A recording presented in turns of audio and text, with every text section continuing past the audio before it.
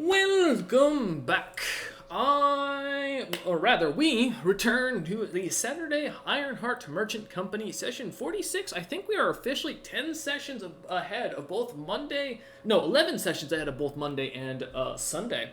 About to be 12 for Sunday, as this is being shot the day before the Super Bowl for those watching. So, with that in mind, let's get into it. Last time we left off, the party, having managed to kind of wrap up a bit of their quest in the Fortress of Carmen, decided to make good on their dealings, deciding to join up with a unique smith that they had met, Gertrude, who had an interest in, or was planning to head to the ball for the craftsmen and the giants, going to show off not only her craft, but also challenge, supposedly, the ruler of the stone giants. However, as things never go as planned, Saturday, meeting their dates, would find out the reason why this supposed ball was known to go on for weeks on end. As the party would get themselves dressed up, cleaned up, and go out to a little shopping around town, they'd end up finding Gertrude in the evening to join up with her and her two sisters. Though slightly uncomfortable, the party managed to get their things together, get their charisma checks going, and everything began to work smoothly as they headed towards the ball. Having arrived there, the party met with a couple of the world leaders, meeting Sunna himself, meeting Pippin, he was there, meeting the leader of the Stone Giants, as well as seeing the truth behind Mr. Brightby and his revitalization in these lands, to the unfortunate dismay of the party, as they would spend the rest of the time at the ball going around and meeting with a few of the other influential parties and political groups in the territories. However, as the session went on, the party found themselves without their dates, as Cinder watched helplessly from his table, looking on, waiting for them to return, eventually finding them outside of the bubble and working on their craft. However, as the party would quickly surmise, with the little help that Cinder was able to put together with wood shaping, it seemed Gertrude was capable of doing her own thing, and with the party on a short time limit needing to head to the macabre lands of the Primordial Emporium, the party decided that instead of sticking around for the rest of the ball, it would be better to take off there. With their obligations fulfilled, and no real need to stick around to watch the true fire that was about to pop off between what they suspected to be Sunna and the stone giant leader, Bun, as well as the King Endrick himself. The party quickly decided to take off and head on home towards the ship. Catching Melvin on the way, the party managed to get aboard and head off in a quick month-long travel. Managing, due to a DM mistake of mixing up months, Rolleman managed to perfect his art of sailing this beautiful airship, getting it there within 4 weeks. Bringing us back to Session 46, A Holy Divide, in the year 65,008, the month of the Silenced, which is December, and the day of the 18th in the morning. Having just barely arrived last night, in almost the middle of the night, as your party managed to pull up, finding an area where a few other airships were docked, many of them looking like massive man-o'-wars, with Genasi kind of patrolling up and down them, and having the large sigil of the Primordial Emporium on the sails. However, as you lot kind of found yourselves coming in for the night, meeting with the dockmaster and getting a confirmation of being able to park for the staying here for the night, you lot kind of spent a slightly eerie and cold night upon your ship, the feeling of eyes constantly on you everywhere you look, as you kind of went through the night. As the party spent their downtime, kind of working through the month on certain things, you lot find yourselves coming back to the next morning, having kind of fresh off your training from the last 4 weeks. Melvin nowhere to be seen, as he seems to have made his way into the town at the crack of dawn. You all gather at the top deck, looking out towards the large structure that looks to be almost like a Japanese castle tower of a couple of stacked boxes on top of each other, though what looks to be a massive city within this tower itself. As you lot look from the outside, kind of sitting at the table, breakfast being brought up to you lot, you're kind of left with a couple of very basic rations, some hardtack, and what looks to be some dried meats and fruits from your reserves. But as you lot kind of find yourselves enjoying the cold morning, with thankfully a clear sky above, with the sun kind of starting to rise, about 30-ish degrees of the wind chill, as you all sit at the top on the top deck enjoying your food by a bit of candlelight. A couple of the crew kind of bringing food up and kind of coming and going as you all kind of sit around talking, kind of really getting yourselves ready for the day. What would you all like to do?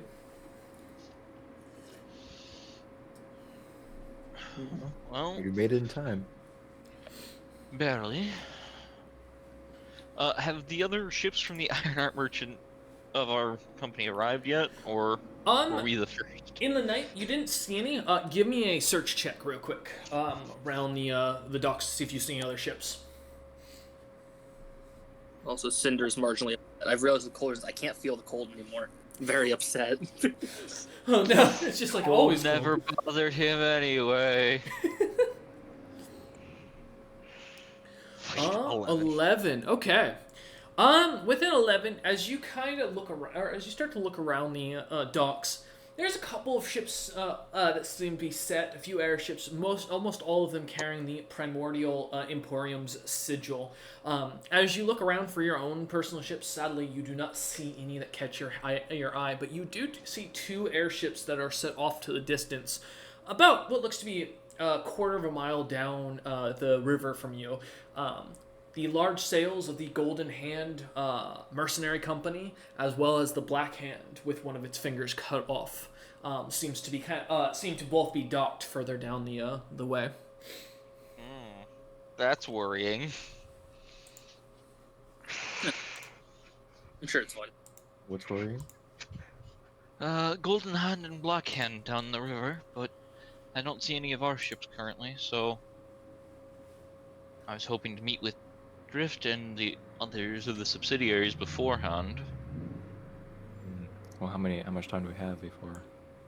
It is still early in the morning, I will say. The sun is barely rising from what you can see, Olivan. If you mean before we're supposed to be up there for the event, I have no fucking clue. It's when we show up. Oh.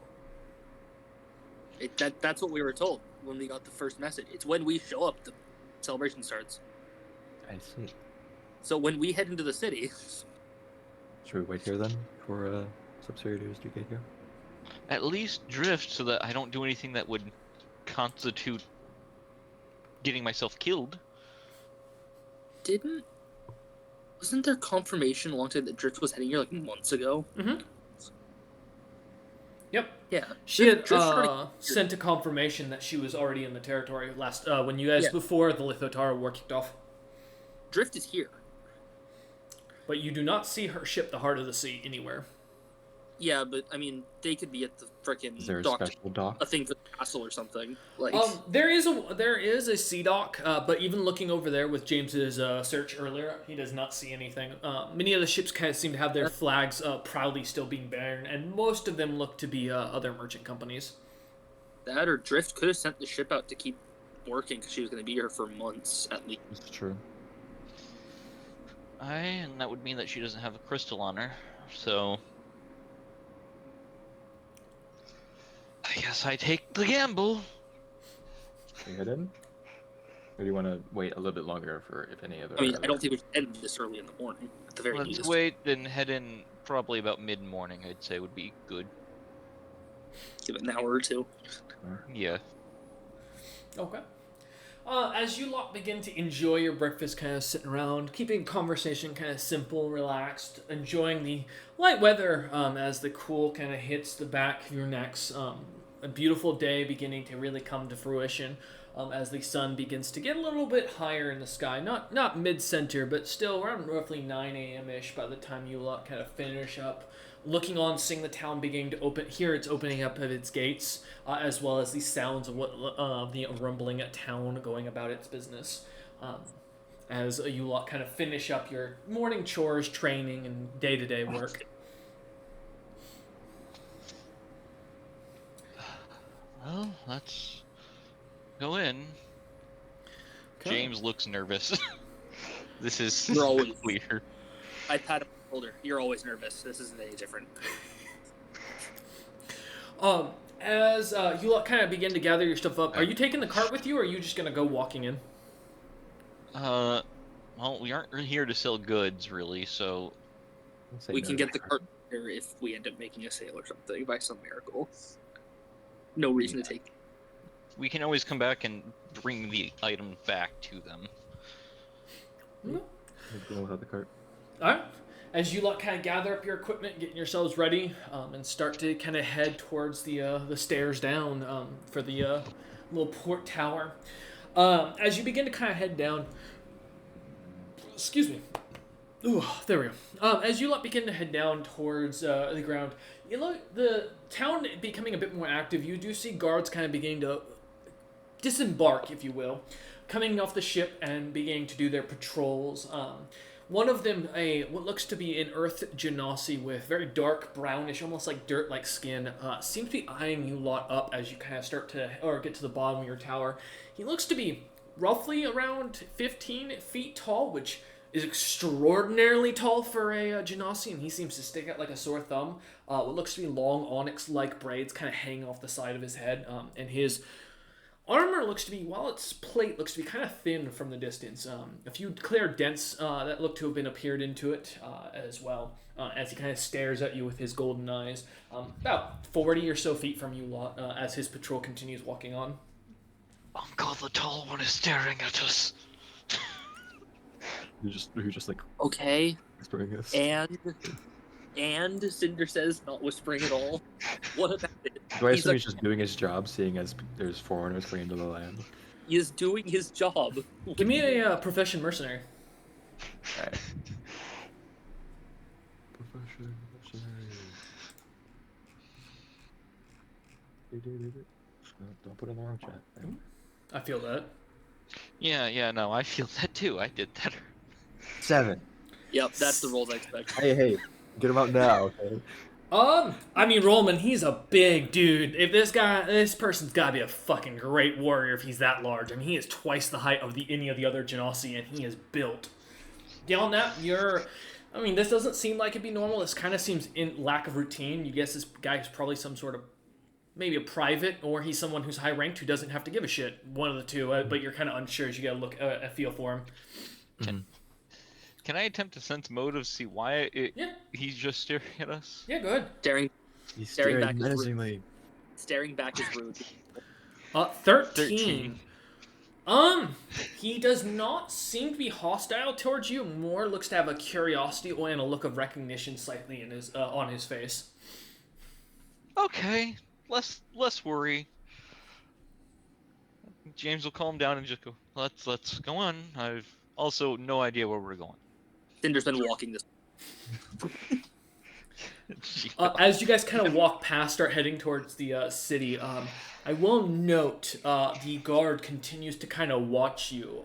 Seemingly as you get about 100 or so feet from the docks, he seems to start kind of walking towards your direction by himself still, and just seems to slowly follow you. Not hiding himself, but continuing to keep a distance. I'm sorry, if he could hide himself, I'd be more terrified right now. That's true. Hey, man, I want to put out, just for comparison though, about hiding yourself. Rick is like 30 feet tall and he's a rogue. It's possible. Now that's interesting. I don't know why he's following us now. Should we He's a guard. stop? Pay him any And- mind. We'll just keep going for now. Alright. Stop and ask, gets denied, okay. Did the other people in his patrol look at him weirdly that he was leaving, or no? No, they didn't even seem to notice him at all. It's almost as if they didn't notice he was there.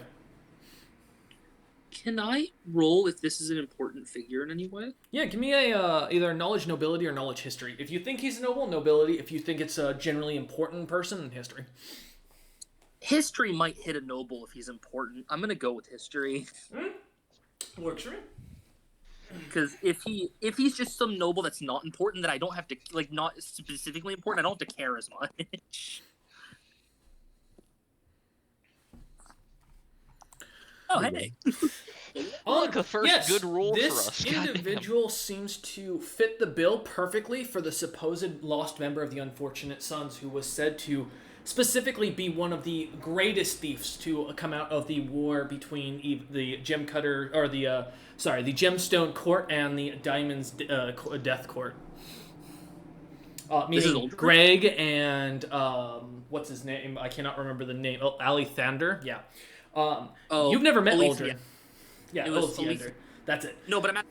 This is Aldrin. This Aldrin's a giant. I know, but This guy is a said- Genasi, from what you can tell. He looks like an Earth Genasi. Just a really tall As- Earth Genasi. as Cinder's walking, he's like, I think I know that guy. Should we stop and talk to him then? How about we If they- first, before you say that, who do you think it is? Cinder? Ex-member of the Unfortunate Son, some prince. Shouldn't be an Earth Genasi, though. Could it be a disguise? I don't know. Is there footprints, and do they match the potential illusion? Give me a search check. Or a spot. I'll take either. I'll take the search. Can I roll? Mhm. I may as well. What I've done with where I've rolled spellcraft to see if someone's a shape changer. Can I try? Yeah, you can try if there's a polymorph effect. 23. Because if 23? this is Try. just your kicks again, I want to know. This is just fucking kicks. I'm going to be pissed. I hope it is for comp. I really do. Fucking, I will slap him. There we Dude, go. look at that. Okay. Yo. Rollman, we'll start with you.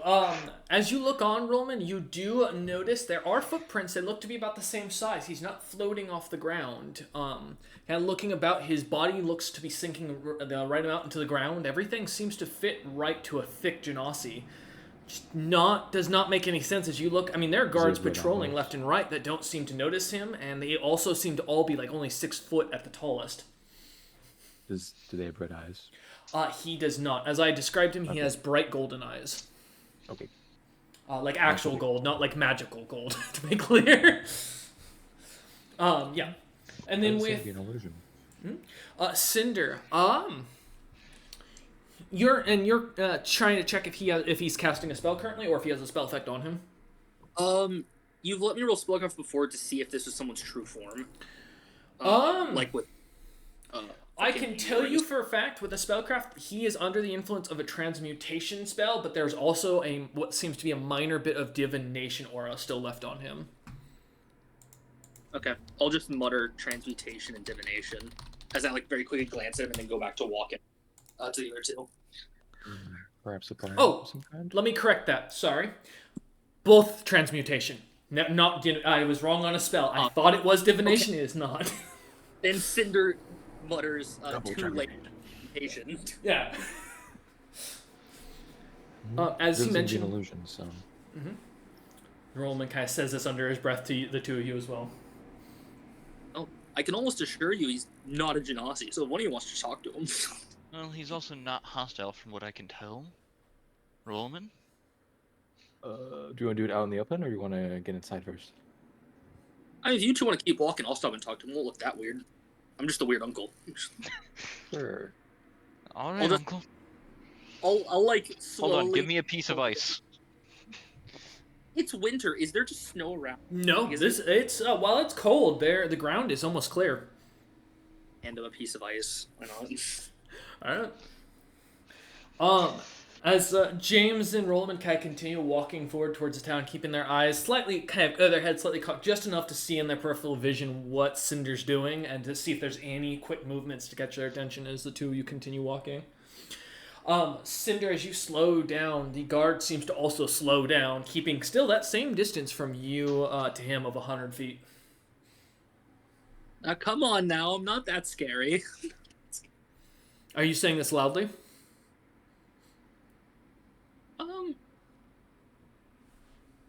No, because he's stealthing. I'm just gonna start walking towards him and see what he does. You kind of turn and just start walking towards him. Give me a minute. What's he gonna do? Like, oh shit, you could see me.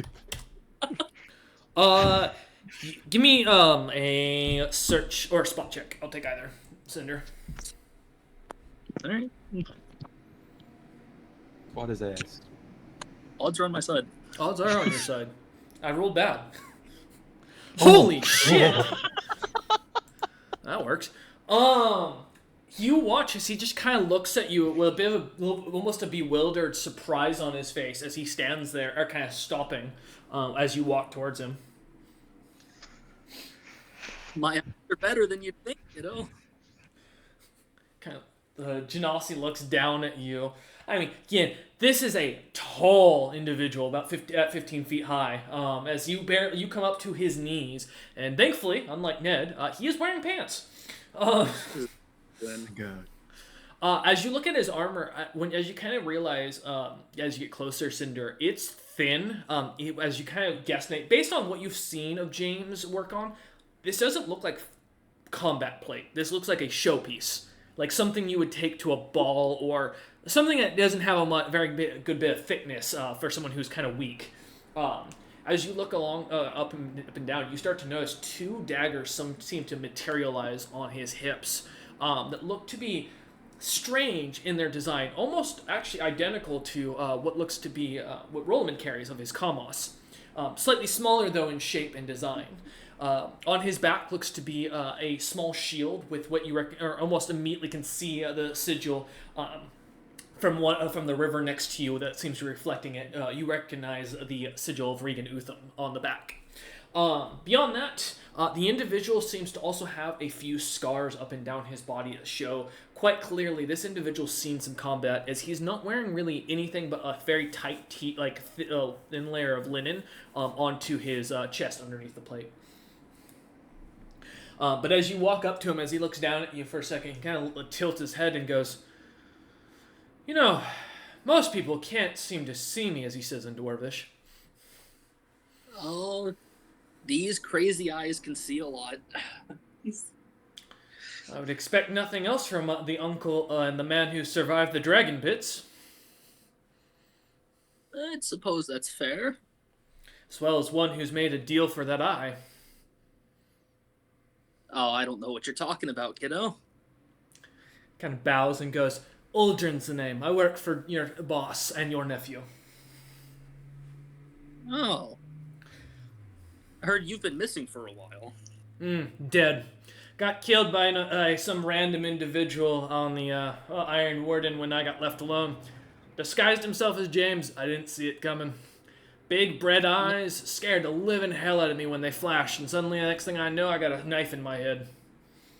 No, we figured. James mentioned someone disguised themselves as you and showing up on our ship.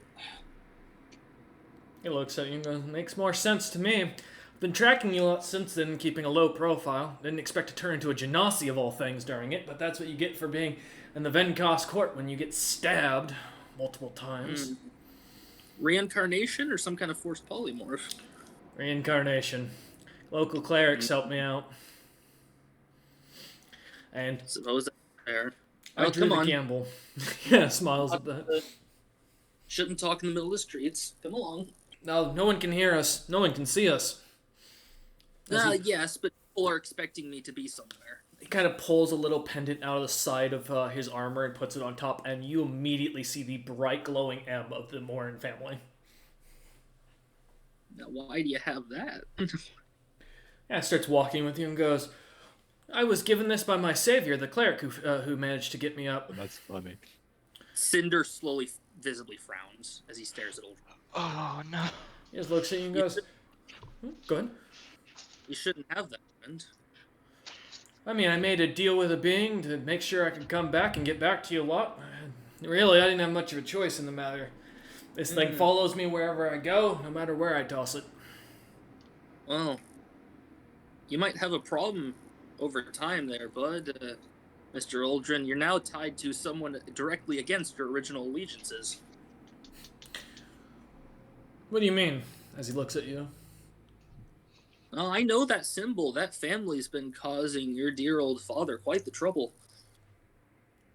I mean, can you tell me what this symbol is? Because to me it looks like a blank slate. I just see, as he looks down and goes, it's literally just a round piece of marble. Of course. You seen the most wanted list? No, not at all. Oh, here, I've been noted to have been carrying it. I'll just hand it to him. And looks it down and goes, Look at the few top people. "I don't know these names." You see the ones that say Morin? Yeah. Yeah, it's theirs. What's theirs? The symbol on the thing you're carrying. What symbol? As he looks at you completely clueless. You apparently can't see it, but I can. What were we talking about? As he looks at you with confusion. Oh, that's what we're doing. All right. Doing what? I can't let you near James. I didn't plan to go near our captain and president of the company. I'm just here passing on messages. No, I mean I can't let you be anywhere near. You're too close right now. What do you mean? You're tied to someone bad. I can't. Not to my understanding. I've had my own free will. I've gone and done what I've wanted. I mean, built a clan of assassins under what, as James had insisted. I managed to get the groundwork for Eider to claim the throne. I found his mother. Even managed to sneak her out of the territory. What else do I need to do? We just had a full conversation. You completely forgot what we were talking about. If that's free will. What do you mean? He looks at you with complete a look of slight irritation and confusion in his face. I'm gonna cast a spell, not towards Aldrin. Okay. This is Whispering Sand, so I can talk to James from where I am. Okay. And I'm gonna say he's been compromised by the Morans. Fuck. As you feel a little sand get into your ear, James, you kind of dig it out with your finger. Suddenly the message passes on, and you hear Cinder's voice. Am I able to reply? Can you from Whispering Sands? That's why I'm asking. I don't know that spell off the top of my head, to be honest. I haven't used it before. It's like a third level message that requires sand, but we've been. Oh, it's a sandstorm spell. Oh. Yeah. So. Yeah, we carry orbs of sand. Fix in your mind the identity of a creature is to communicate. You know its target. And it's called Whisper? Oh, I see it. Yeah, send delivers. Whispering. Yeah. One is both you. You can send messages back and forth. Yeah. Get any info you can. Oh, Another reason I hate kicks. We had a full conversation, and he forgot it immediately the moment I brought up the Morans. So not full compromise, but definitely not safe to keep around. It's enough. What has he done so far, then? And I have to keep talking to Aldrin between messages. Mm-hmm. So this is a 10-minute spell, so you have at least, so. Well, 10 a minute per level. Yeah, that's what I said, at least, though. Yeah, I have an hour, 20 minutes. Fair. So where is his mother and such? Sure. I dropped them off at the headquarters, over in, Diamond's Death. I was told, I believe that was where I last saw you guys. At least that's my understanding of where you guys were going. After Mana's Grove, I heard rumors that you guys had gotten into a war, and then next thing I hear is you're fighting Lithotara. I'll be honest, I wasn't looking to go get involved in that situation, so... Fighting. We were doing messages and such while the fighting happened. Hey, rumors have spread. I'm just telling you what I hear. Everyone's claiming that James... There are some that think James single-handedly went down and smacked Lithotara around himself. Now, I know that's not true, but still, it's scary to think about. Yeah, rumors happen. No, I understand. As James is going to get the message, your mother's not in the Snowbeard country anymore. They're in Greg's country. At the HQ. That's interesting. I'll have to make sure I find her. Which HQ? Concerning. We didn't give him orders to... from what you've told me, he didn't have orders to do that. No, I told him to... Locate your mother and the rest of your family. That was the order. The only order you gave. Locate, but not remove. Correct. Locate. Yep. Oh. Any difficulty moving your friend? Oh god, there was a dude who chased me all the way up and down with this weird spirit in my dreams. Kept yelling at me about shoving my head up my ass. Horrible individual. Big flaming beard, very angry. I met him before. He came into my dreams when I was almost killed when I was with the Unfortunate Sons, but nothing. Every night was nothing but him cursing at me. Like, it was nothing but it. I don't know where the guy was, but I know his connection got cut off with me a few times as I heard screams as he'd disappear, so... A little bit of difficulty, but beyond that, The nobles seem to be somewhat against the Venkos from what I can tell. A little bit of a light irritation. So getting housing with the amount of coin I was left with wasn't hard. He's a physical class, right? Because he's ninja. Aldrin is a ninja, correct.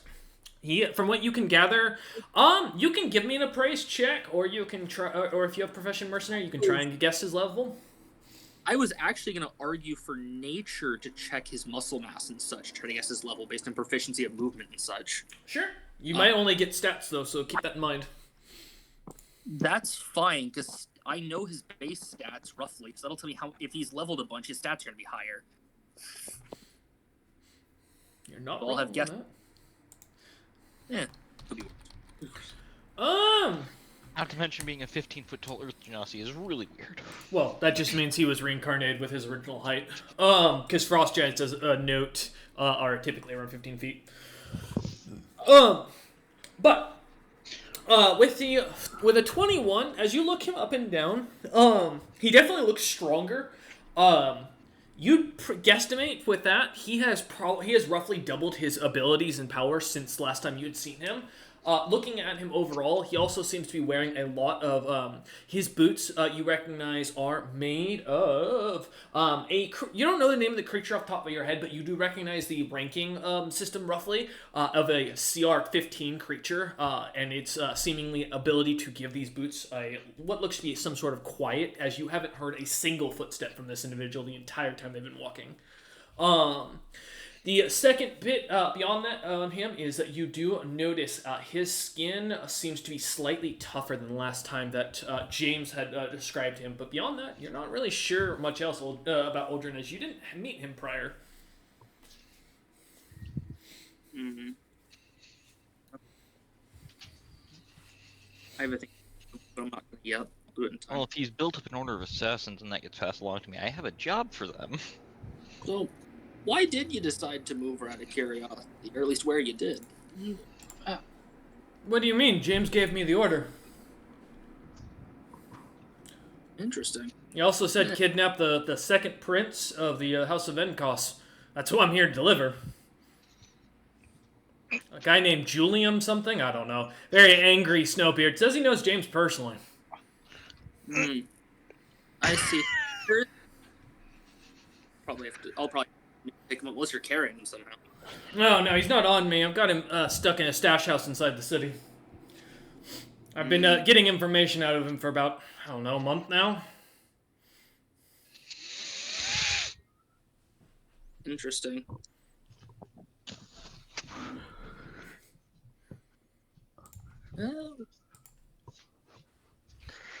I didn't want to become a Yakuza. God damn it. No, you didn't. I'm gonna solve it. Hold on. Not gonna be...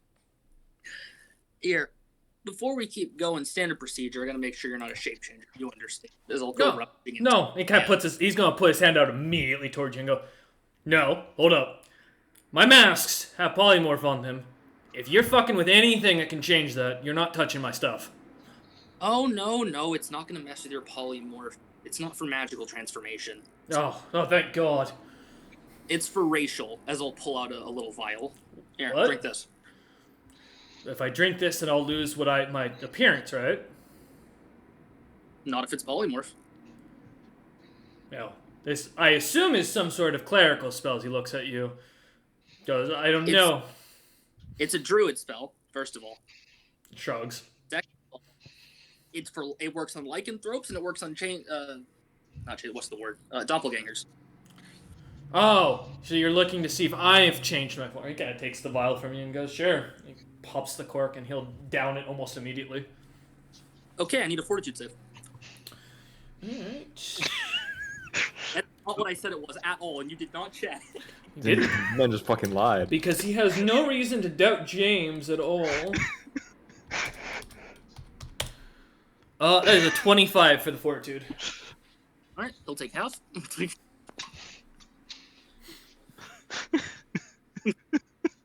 I know what he just drank. Yeah, you do. Is this a... Yeah, go ahead. What is this? Remember that ice vial I crafted a while ago? Roughly. He takes 12 points of cold damage is his stomach freezes. It does nothing as he drinks it fully and It seems ignores. He is immune Because to of the- cold damage. It ignores I- immunity. Oh, does it I- ignore immunity? No way. Hold Well- up. No, it's not the item normally. Anything isolated that I use or craft ignores cold immunity half by half because I have piercing cold. Okay, so he'd just be considered resistant. Yeah, he takes half, so it halves again. Okay. But it still hurts, which should So really that's- shock him. 25 divided by 2, and divide that by 2 again. That'll be 6.2, so 6 damage. As he kind of takes the drink and then kind of lightly burps out a what looks to be a chill, almost as if he's been chewing on a very hefty mint gum. And looks down at you and goes, "Really? Your plan is to try and kill me with poison?" It wasn't poison, and if you were a faker, you would have doubted me.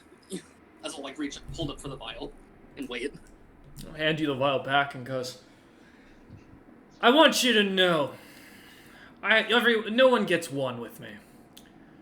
If this is how I'm going to be treated with you lot, maybe our interest should end here."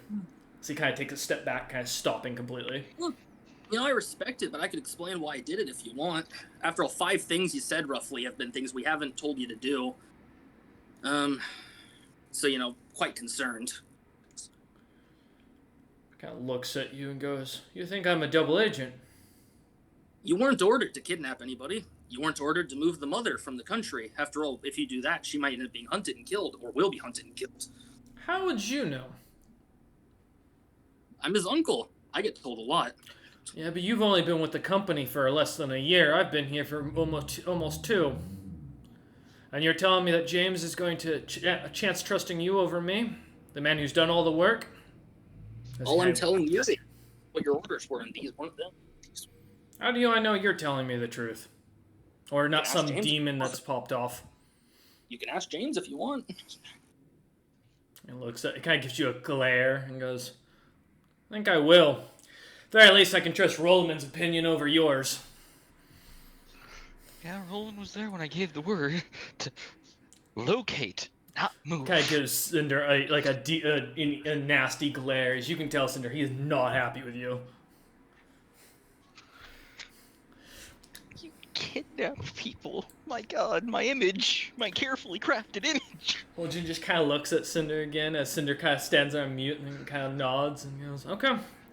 As the 2 of them kind of continue on. As we jump over for a moment to James and Roland, as you get to the gate, the 2 guards kind of putting their large pikes kind of blocking the way in front of you. A couple of merchants kind of passing, seem to have passed through right in front of you as they kind of stand there. A commander that looks to be a bit... Here, give me a second. Let me find my note for the imagery of this person. Here we go. What looks to be a fiery genasi, bright red hair, a long kind of twisted pipe with what looks to be almost a trident at the end of it, kind of tilted back up, kind of protrudes from her mouth. Long elven ears that seem to have a bunch of piercings of different gemstones that seem to glow with magic. As well as a very shaved, almost a close-shaved head on the sides and a bit of a more close-cropped look on the top. Her armor, as she stands in front of you, looks to be a mix of kind of leather and bone. As she stands there, a large battle axe on her back that clearly is made of some sort of some magic that you recognize as James almost immediately similar to something you've been working on, the notorious dragon steel. God damn it, they have it figured out here. It does not look like it's exactly the same, but it looks to have it seems to be a similar craftsmanship to what you're trying to make, from what you can tell, as you look on. But as as this red genasi or fire genasi kind of comes stepping up in front of you two, the guards kind of opening up their pikes as they do. She stands in front of you, standing about 6 foot, and looking down at James. She kind of smiles slightly and goes, "So, are you James of the Ironheart Merchant Company?" I am. She looks over at Rolliman and kind of flutters as you see her bright, glowing golden eyes as she looks at Rolliman and goes, "And you must be the guy who knocked up my sister." Oh, shit. Oh. My name is Rolliman. I assume that. Do I know who are you? Looking her up and down, it doesn't take much Rollman to recognize this as one of the named daughters of the Genasi leaders. This is Alexra, the Fire Genasi. You can give me a knowledge history or a knowledge, or you can give me a profession mercenary to see what you can gather from her. You know what, I'll go with knowledge history. Yep. All right. 21. 21. Okay. Oh, you finally rolled good on it. That's great. I watch me bomb this. Man's already insulting. Yeah. James, you know she's named daughter, meaning she's probably one of the eldest. Beyond that, you're not really sure much else. Oh, she's also clearly a fire genasi who looks to be some sort of physical fighter. You'd probably gather she looks to be equal probably in the capability with Rollman for fitness. She's pretty built looking overall, but beyond that, you don't get much else as you kind of think on the history of her. She is a named and noted character in the books of the Collective Papyrus. Beyond that, not much else comes to mind. Rollman with a 21. As you look on to her, and that's profession mercenary, right? Yes. She looks to be almost a full barbarian. It almost immediately clicks to you that she is a savage fighter. You'd guess roughly her estimated level compared to you to be at least somewhere around 4 to 5 higher.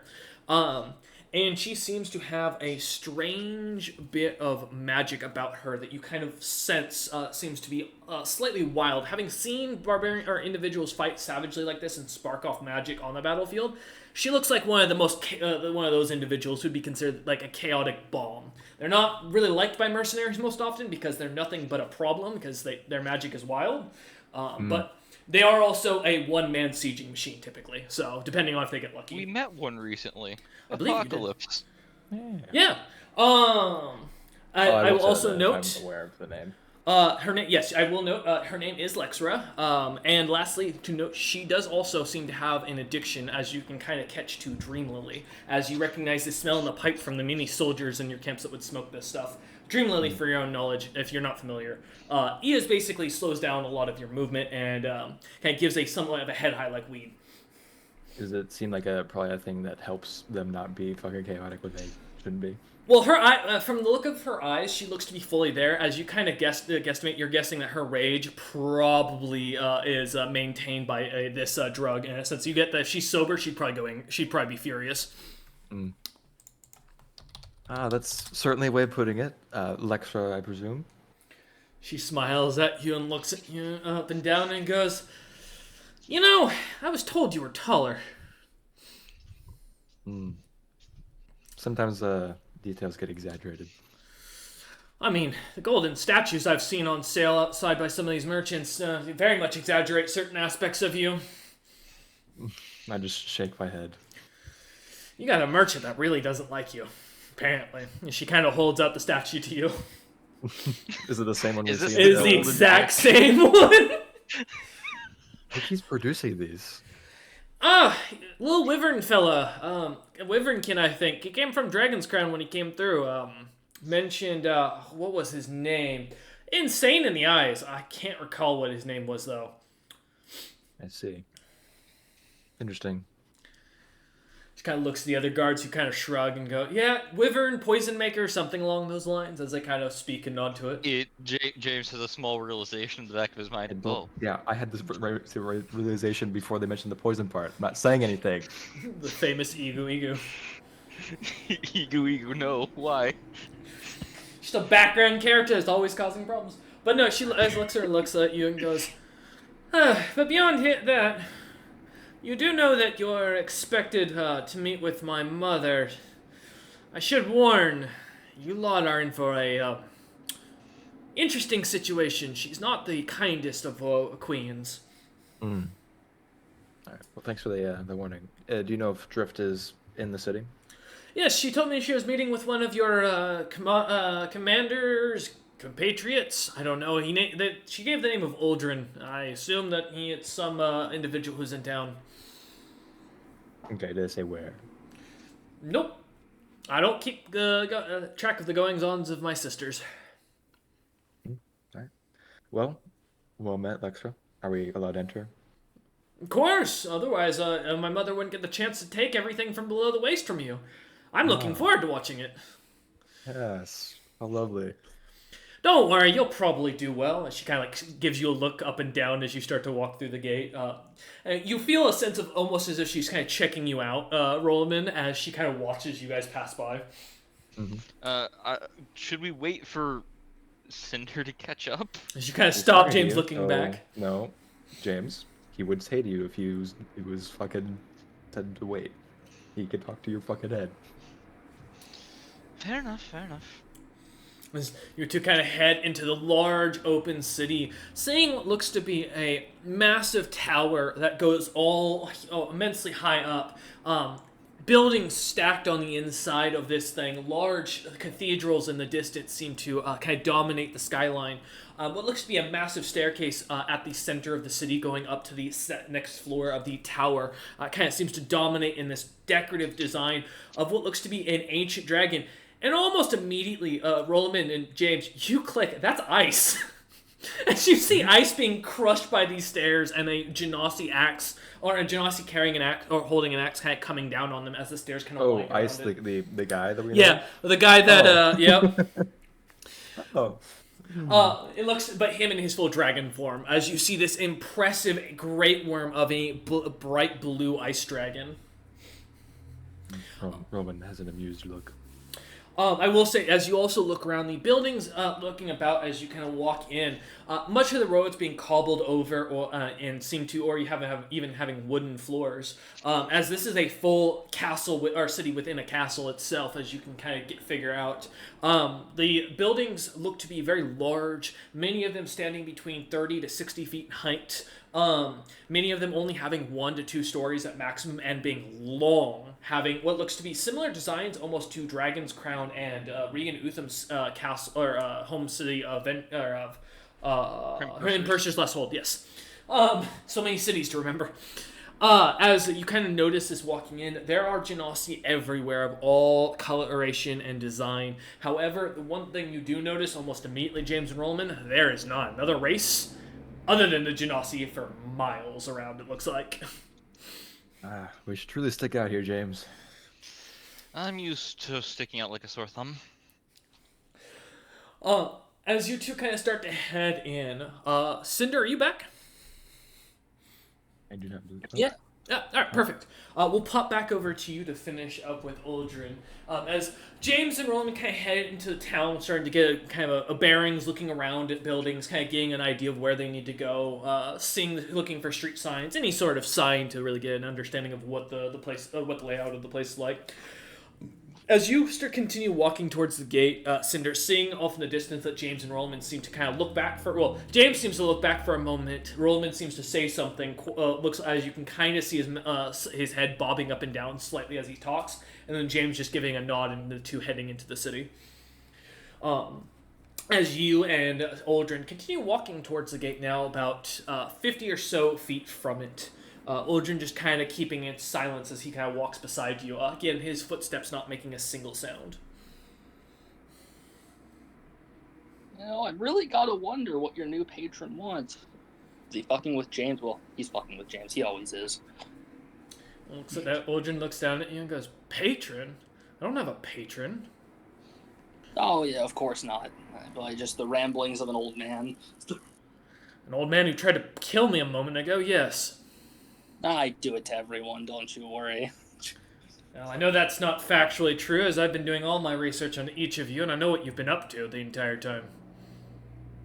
If that's what you think, kiddo, if that's what you think. And he looks at you and goes, You do know that there is a wanted, bounty for you in the Dragonlands to go back to the Dragon Pits. That they knew that your whole experimentation, you were the only success, right? Oh, I wasn't a success. I was the only survivor, though. According to what I've heard, that counts you as a success. Oh, trust me, there was no success. I went in and came out about the same, other than my mind a bit wonky. He nods and goes, "Yeah, but you're not and the surviving thing, though, isn't right. You're not the only one who survived the Dragon Pits. You're also not the only Snowbeard I found." Oh, well, I know I'm not the only survivor. I only broke out because someone else broke out. I followed someone else's escape. World leader level dragon decided to escape, so I took my chance. He nods at that and goes, "Oh, Interesting. So why are you trying to kill me then? I already gave you my reasons. No, I want the actual reasons, not some crazy cooked up story, because I know James doesn't hire individuals who are, well, besides that face individual I'd heard about, are nuts. So either you have got a brilliant mind behind you, or you have blackmail on our captain. Well, of course I've got a good mind. After all, I've kept you away from James until he was in the palace for a reason. And you're still assuming this is my actual body. I know. Well, who knows? That doesn't truly matter. You try anything in the palace, you'll die. I don't think any amount of stealth you have will save you from Miss Primordial. How do you know I'm not working with her? And that's why I've got the Julium inside the city already. Oh, because you weren't born a Genasi, friend. It wouldn't matter what your body is now. I'm quite convincing. He looks at Besides, you. your father's a little too holy for her tastes. My father hasn't been around. Oh, did they take that memory from you too? Weird. I still serve the Regan. I'm saying that he sent me on my own mission, and I have dealt with it. There's been no contact since. Strange. That's not what the rumors say. As far as he's put rumors, or rumors have came out of the court, you've just been missing. He hasn't been able to find you.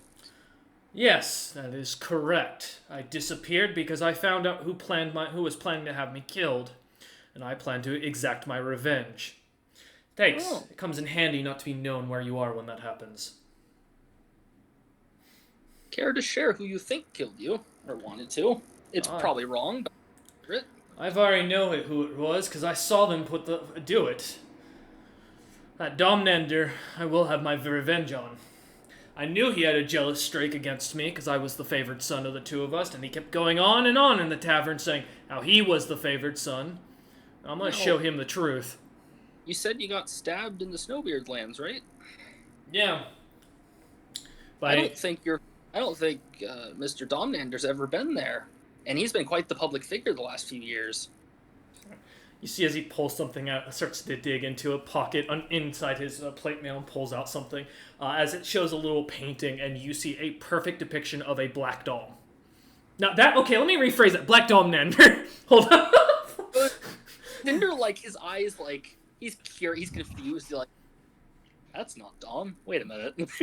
This is Domnander himself. This is the individual who killed me, according to the last vision I had. I had the clerics read my mind.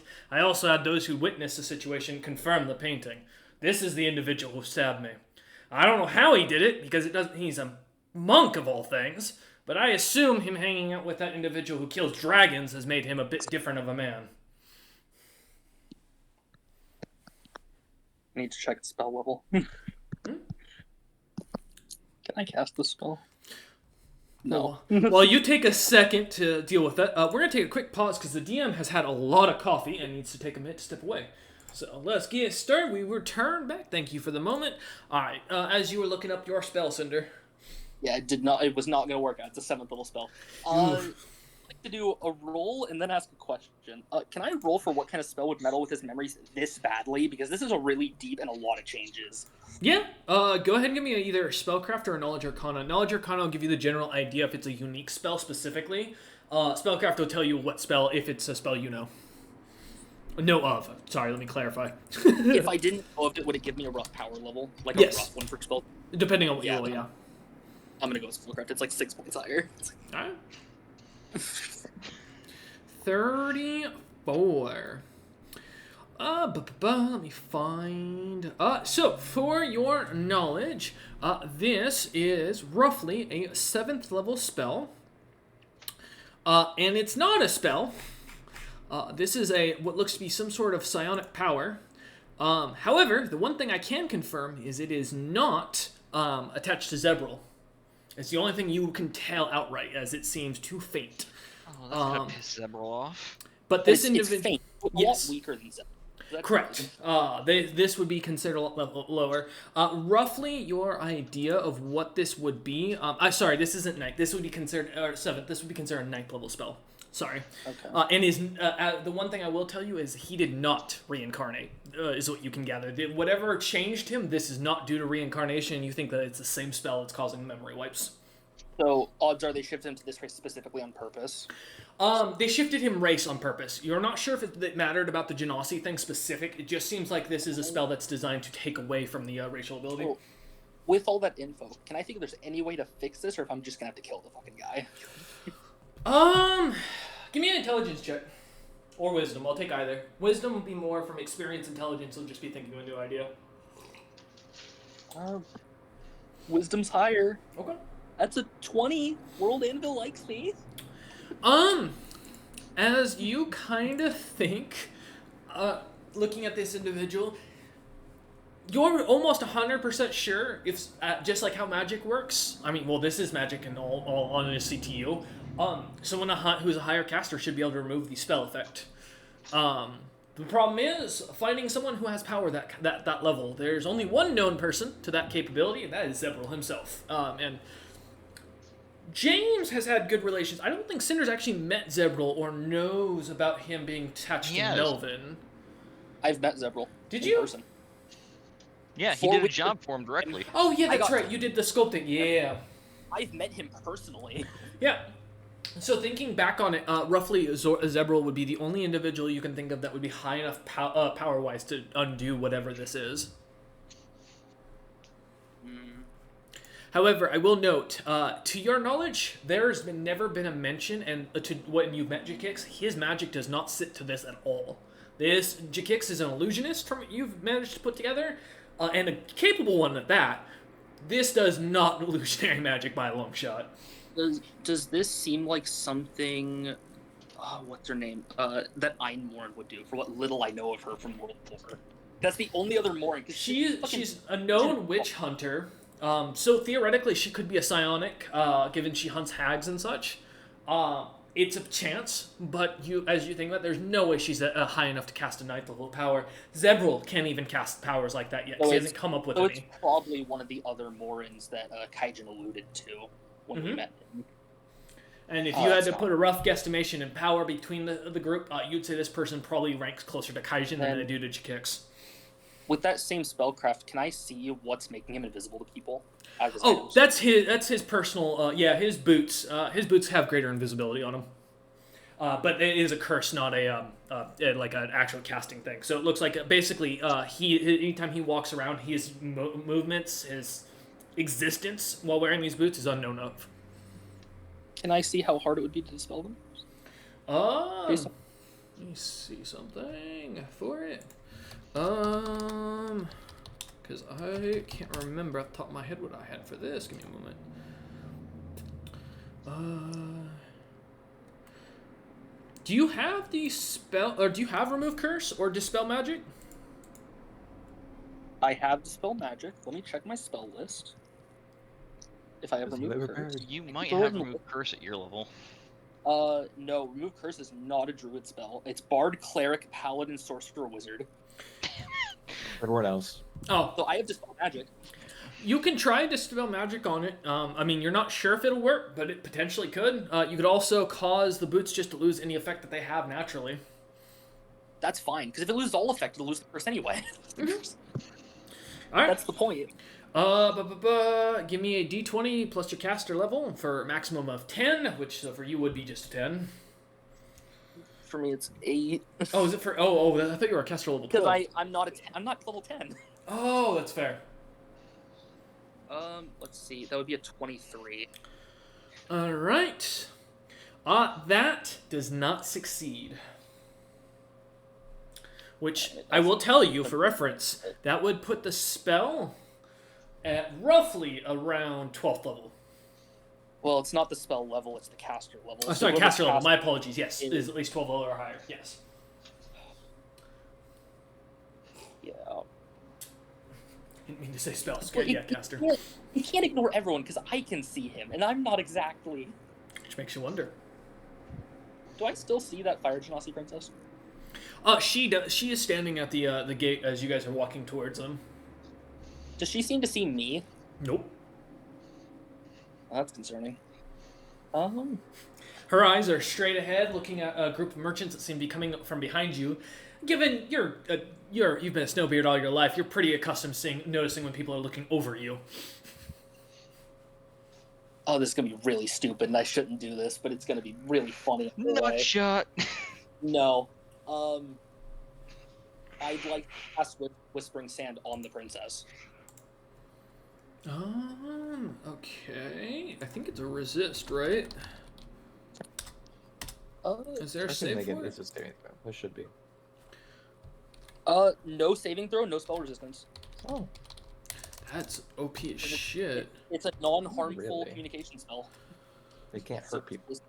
Yeah, but usually, even sending spells, like there's technically a reason to be able to give crate saves just because the would person in assume shock. because the spell's not putting a thing in their mind; it's forming sand next to them and talking to them. Yeah. Yeah. As you if you want to like drop some of your sand, the sand will kind of start to accumulate near her ear if you want to speak. As she kind of smokes on what looks to be a long stick of dream lily. So I know this is going to catch you off guard. Mm-hmm. What's prerogative for a seemingly invisible assassin walking around town that no one but me can see? What do you mean prerogative? Oh wait, you say this to her. Okay. Yeah, I'm just saying to her, like, The what whole should I sentence do? was to them. Yeah, I got you. She kind of takes a second, and you just see a look of surprise as she looks around, like, both sides, and goes, prerogative? What? Guards look at her, like, in confusion. Don't forget, I'm in front of you by a good ways, but you can't see me or him. Help. She looks I mean, over at the mind guards you- and goes, alright, this isn't funny. Stop playing jokes on me. The guards just look at her with confusion, just like, what? Okay, the guards can see sand floating by her ear, like in circles. Mm-hmm. She just kind of looks around and goes, alright, demon, come on out. Feel near your ear. There's some sand. I'm talking through it. Looks off down the street for a moment, kind of cautiously, slowly raises her hand towards her ear and kind of lightly wipes against the sand, and then like immediately rushes her hand down, rubbing it away like she's just touched something she wasn't expecting. She goes, "That, so you are? Ew! Why? Ugh! This won't give me like sand in my ear, will it?" It won't. Look, I'm a druid. I don't have a better spell for this. I don't. Wait, you're a druid? Are you part of that Ironheart merchant company? Yes, I'm the uncle. Congratulations! I didn't know you were having James was having a son. Or daughter. Or child. Yes. I'm just gonna. I'm James's uncle. I'm just gonna. Okay.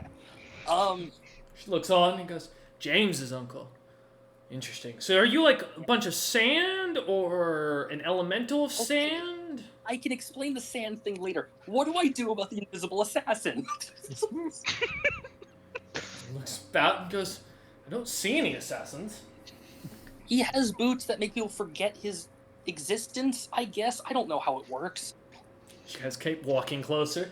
She just looks on and goes, so I can't see him, I can't see you, and there's a bunch of sand in my ear. I can make sure you see where he is. You won't be able to see him, but you'll know the area. If that would make your justification of what you're telling me a lot more real, as she speaks out loudly to the road in front of her. The guard's kind of looking about in confusion. Yeah. So, I have a thing for this, because I can cast this spell infinitely. I'm gonna start Ray of Frosting the ground as I walk. As you do, give me a D20 plus, I think it's caster level for spell resistance? Is the floor spell resistant? Nope. Something else that he has on him is causing it. Let me check. It's been a minute since I had to double check this. Let's see. Jesus Christ. Oh, dude, you think this guy isn't prepared? Man set up an assassin order. You think this guy isn't the most paranoid bastard? Alright, it's just D20 plus your caster level. Yep. That's a bad roll. That's As you go to shoot the ice on the ground, it kind of spatters out a few pieces of ice dropping to the ground, and nothing seems to happen. As you see Aldrin kind of look down at you with confusion.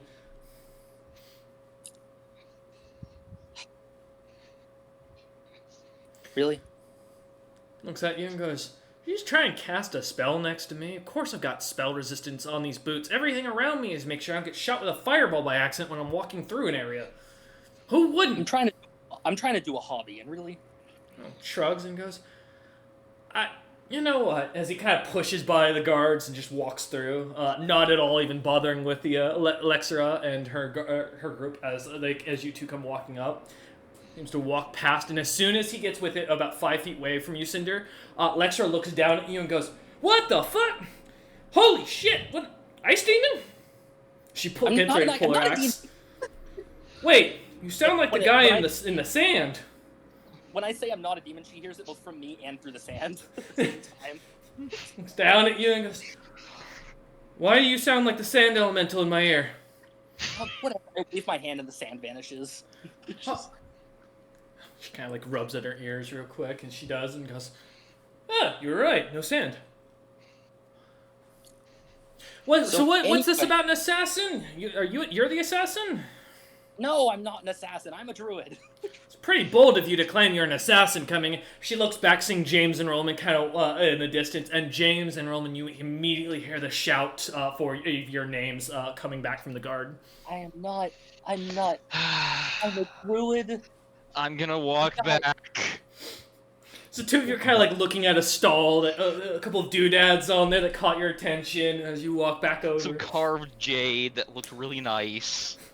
Kind of step back over the Roman behind, still like kind of eyeing everything, looking about, keeping his head on a swivel. Yeah, keeping your head on a swivel as you two kind of head over. Alexa kind of looks at James, kind of smiling and nodding as you two start walking over, and looks back at Cinder and goes, "Alright, we're gonna get this all solved. Don't worry, I'll get your boss here, and then we'll find out if you're trying to assassinate someone." I'm not an assassin. He's in the city now. As James kind of comes walking up after a few minutes of uncomfortable silence, as Lexer looks over and goes, "So your uncle, or the uncle of your child, here No, says..." that's my uncle. She nods and goes, "Says he's an assassin here to kill someone?" No, he's a druid. He's just a little crazy. Okay, so he's a crazy druid assassin. I was trying to tell her that Aldrin got in the city, and he is. I don't know where he is. Oh, shit. What is this Aldrin you keep talking about? Do you have some private we can talk? No. Shit. He's a fire giant prince assassin. Well, he's a fire giant. He's not from the fire giant nation. Not important. Looks at you and goes, So why are you here to assassinate someone? I'm not. He's not here to assassinate anyone. I can guarantee that. You'll vouch for him? Yes. Alright, it'll be your head in your hands if you're alive. Well, actually, me, not the head on your shoulders, to make clear. Mom's got a weird and wicked sense of humor. I don't think I could assassinate. I'm an old man druid, as I start like mumbling to myself. Although, Anyways. there is... I'll have to make sure Drift knows too later about that problem. Thank you, Uncle, for doing that research for me on him. Extra looks at you and goes, "Oh, you are researching the assassin order. That makes sense. Okay. Why were you telling me about it?" Let's get this straight. He was hoping you would end the assassination. Let me speak, James. Okay. Lexra. This man, his name is Cinder, who is James's uncle, was speaking to you about an individual that is just made inside the city. Follow me here? I mean, you lot made it into the city, so okay. Did you hear what I said? She nods. Okay. This man is a 15-foot Earth Genasi. That'd be a big Okay. Genasi. He'd stick out like a sore Yes. thumb. He was invisible, Sounds like my and kind so of was man. Cinder, Mm-hmm. which is why you did not see him and why he had to contact you through that sand thing he did. Following here? How does one become invisible? There's Magic. a lot of for that. There's a lot. Like this, and I just turned invisible for a round in the back. All right, that's invisibility. You understand now? She looks on with like wide eyes. I want that. Where did you get that? By being competent. I mean, are you trying to insinuate? Are you trying to insult me? I'm trying to speak to you plainly. Are you a guard here? I'm the captain of the guard. What do you mean? Then you should be listening to what we're saying about a potential threat to the city. All I feel I'm- so naughty. All I'm hearing is that you're saying your friend is supposedly walking around with a 15-foot tower of an individual that would stick out as she looks down into the city, seeing the many heads, and go like holding her hand out and goes, "And you're saying that he is here to assassinate? Now, I don't mean to tell you how war works, but assassins are tiny because they don't want to get stabbed when they stick out like a sore thumb. So if he was 15 feet tall, even if he's invisible, he's gonna get bumped into, right?" Remember that part where I said, "Did you hear what I said?" And that I said they were invisible. Yes, if he's invisible, he'd still get bumped into. Isn't King Endrick like 30 feet tall and he's an assassin? Yes, but he's a king. And This is a prince. he was known for taking on apex monsters. I mean, you're telling me there's an assassin who can do that in this territory? They don't have to be from the territory to do those things. They can come from outside the territory. Even in this territory is what I'm saying, though. If they're here, that would be an impressive feat. I'd be honest, that you'd hear about something like that. Individuals of that capability don't just vanish. Rolman, you're getting the sense this individual does not have a high intelligence score. Yes, I'm aware. You know, actually, Roland, we're meeting with the queen, right? We can explain this. Yes. Yes, we can do that. This is probably a royal court talk anyway. Anyway, good day. She kind of looks at you with confusion and goes, "Yeah, have a good time in the city. Hey, Roman, if you want to spar later, Drift tells me you're actually decent." Mm-hmm. I'm walking away. Roman just annoyed as he steps away. I'm annoyed and disappointed in this individual. I would like to be cool, but they're not cool. As They Cinder, look so cool, though. Cinder and James so follow after them. stupid. As the two of you kind of follow, or as you follow after Roman heading into the town, between the three of you, Snow, not with you, as Cinder, I assume you left him on the ship. There's no reason to bring them here. Yeah, okay.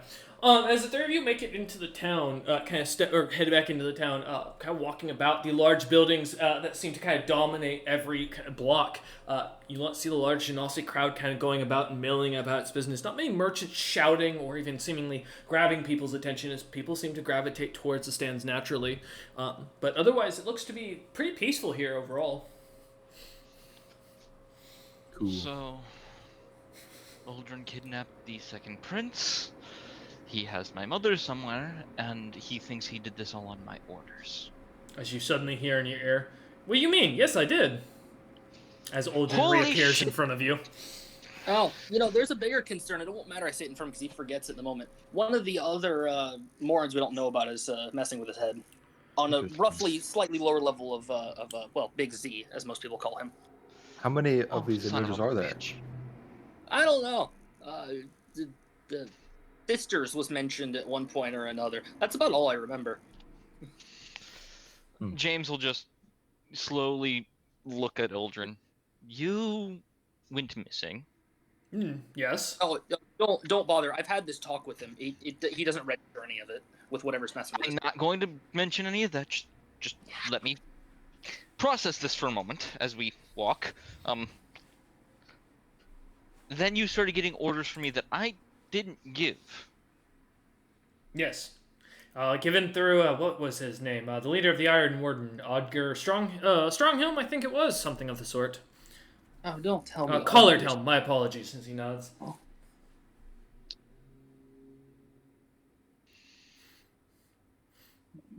I'm going to have to kill an entire section of my merchant company. He looks at you with confusion and goes, "I mean, I was told to gather your mother and get her to a safe spot. Is that not a benefit to you? Do you not know who had her?" With the mother not where she should be, we might be killed on sight because we have to go to that nation soon. Oh, that's what I was supposed to give you. As he kind of leans into his bag of holding and pulls something out. As he hands James a document with the royal sigil of the Venkas on it, fully cracked and opened, as he kind of hands it over. I'll open it before It's he already does. opened. Yeah. What was that, Roland? I will handle it before James does. Okay. As Roland kind of quickly grabs hold of the paper, Aldrin just kind of looks at him and just shrugs as he goes, I just say procedure. Okay. I'll look at it first. He shrugs and he goes, "I found that in Uthgaram's personal quarters." As you start reading over, Roland, do you know Dwarvish? I think you do, Yes. right? Yeah. Okay. as you start reading it, it reads, "Dear," or not, yeah, not sorry. I've got two documents here. It reads, "With the plans going accordingly, James and the Ironheart Merchant Company should be expected to be stopping by within the next year, fulfilling our deal and dealing and grabbing the gin that you needed, Mr. Jakix Morin. And at that point, our deal will be finalized. I will have James's head for the crimes he committed against me, and you will have what you asked for. With that in mind, I hope that what you find in the dragon pits it comes to be valuable to our court. The nobles are getting restless." And Cameron, now I have proof that Jakix may have broken the deal, but that's aside the point. Cameron, I don't think we're going to that nation anymore, buddy. Yeah, no. Well, pay attention to that last note I just said. The nobles are beginning to revolt. Yeah, it's gonna be. We're not visiting personally. I'm gonna stage the coup without being in there until Yeah, the last minute. Or now we know if we go there, they're already ready to kill us on sight. So. To you. As Aldrin looks at you and goes, "Found that in the quarters and found your mother locked away with in a room that had AS listed as the house name. I don't know what it meant, but the cage was made of blue ice. It took me a while to crack through this stuff. Same crap they put inferno spiders in. I got through it, got her out along with 2 other members, and brought them to your headquarters as I was told. Was this not what you wanted?" I was planning on getting them out, but I didn't think that the king was this much of a traitor. Hey, James, I don't think you're on to something important about what he just said overall. And what I said, that goes together. Jakix is doing this against you. A different Morin is messing with his head. Entirely. Different. Yeah. I'm catching this. 2 Morins playing games. That's a shame. It's a damn shame. So they are at our headquarters in Gem Cutters. He looks at you and goes, "No, I was told to take it to Diamond's death. The Golden Heart Merchant Company? Oh, That's not our merchant company. That's the company I was told by Udgar to deliver. He said that you told him to deliver it. All right, James, I don't- Aldrin, I'm going to tell you this right now, and Roman's and genuinely mad right now. You think the Ironheart Merchant Company operates a business called Golden Heart Merchant Company? Do you genuinely believe that right now? No, I did not question a single thing. When I looked into it, I found paperwork that said they were a subsidiary of yours. So I assumed that They're because not. they weren't directly attached to you, you were trying to get her You somewhere would drop safe. off James's own mother at a subsidiary? Yes, at the orders of the captain, of course. Especially They when have no I hand in I the was company. there. I met with a few of the members. There was Aldrin, their leader got taken over by a demon recently. You seem very competent and incompetent at the same times, Aldrin. kind of looks at you with confusion and goes, "No, there was no the individual there. I think he called himself Czar or something of the sort. I don't remember. Yes. He said he would be individual- getting in contact with you, James, and was going to be the one who kept her protected from. Oh, he gave me a name. Alfred Stone. I assumed it was the noble that you'd pissed off, but I wasn't 100% sure what was going on. Look, before I get any more of my can I just know where the prince is? Because that wasn't our order, and I really don't want him to stay locked up. It's going to get worse the longer he stays wherever he is. He's with currently he's with Drift. Why? Okay. Okay. That's not bad, I guess. All right. And where are they? Well, roughly what is considered a slums in this territory. There's a small area in the far corners southeast of here. Go to the very end of the fortress and you'll find a shabby-looking house with a red roof. It's right in there. Everything's magical to all hell. She set up a bunch of runes and other things. By the way, James, since when did Drift was able to do magic? I think there's a He's not- problem. She's not a caster, is she? No. No. Note, she is a swashbuckler. What direction did you say the slums were, Aldrin? Did you see if he points? He points over points right back towards the southeast. We're not Yeah. going there. We're going to the Queen. Oh no. Well, he We should points prob- southeast corner of the town, to be very clear. We should probably hurry up. Yes. Ooh, the Queen. Well, Drew just kind of looks at you a lot and goes, "Should I come with, or?" Yes, you're coming with. No. Yes, you're Yes. gone. Yes, Oh, he fine. is. Yes. So Rollerman looks at James and Cinder and goes, "Interesting. So, Rollerman, are you the new captain of the Nope. company? No. Why are you making all the James looks decisions?" very out of sorts right now. This to is this Roland. is this is my expertise. I'm a bodyguard right now. Roman's taking charge because this is a security issue. He's the head of security, more or less. Nods and goes, "Fair enough. What did you want me to do with the rest of my assassins that you told me to set up in the noble courts of the Snowbeards?" Bring them. What? I think that's more James thing. I was told to prepare to kill and wipe clean all of the other Snowbeard houses in case of a rise. I mean, I've still got everything set up and ready to go for you. It's the entire reason I built the Assassin's Order. There's a different individual that I'll have you deal with if everything pans out fine. We're gonna make sure you make a nice visit to somebody who's gonna help sort out that memory problem as well. Memory problem. Let me put this easier. Assassin orders need good backers, right? Powerful people to give you advantages. Mm-hmm. Yeah. We prepared a backer. I mean, we've already managed to get a few investors, but sure. Well, we prepared a more global scale backer. We have a fourth member who can introduce you to him when we find him again. As I look around, he'll pop up. Give me a diplomacy or bluff check. I'll take either. Can I give assistance on this?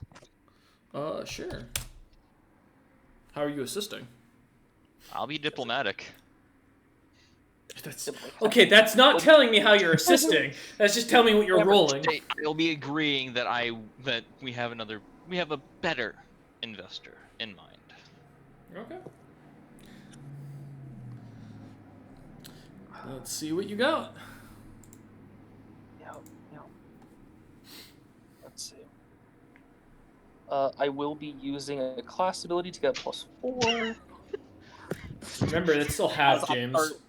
Yeah, I know. That's why I'm pissed. I start rating. Oh, nice, dude. You take the +14. Yeah, I already have a +15, but I'll take it. I don't think I can get up that one.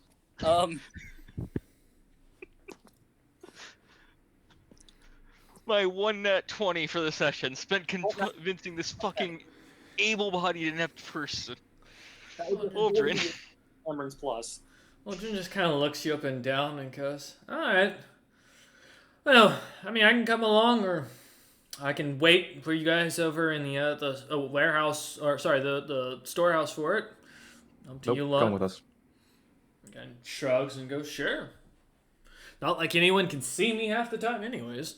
I'll say out of game. I've got full bet. If you guys are at the warehouse, we're not going to see him again. Yeah. No, that's a warehouse trap to destroy us. Yeah. I'm not looking to die here. You know we're going to sound crazy going in there, right? We have someone acting like Drift, who's a caster. We've got... Well, Drift knows us, to be honest, so... We've got an assassin, we've got... Oh, God. Alright. Yeah, as you lot head further into the town, you said you're heading straight for the keep to try and go meet with the queens immediately. Yeah, this needs to be dealt with. This is a danger to her kingdom and us. Yeah, and I don't like leaving this lie. As you lot kind of find yourselves migrating through the large crowds of the city, as people seem to be happy and celebrating something.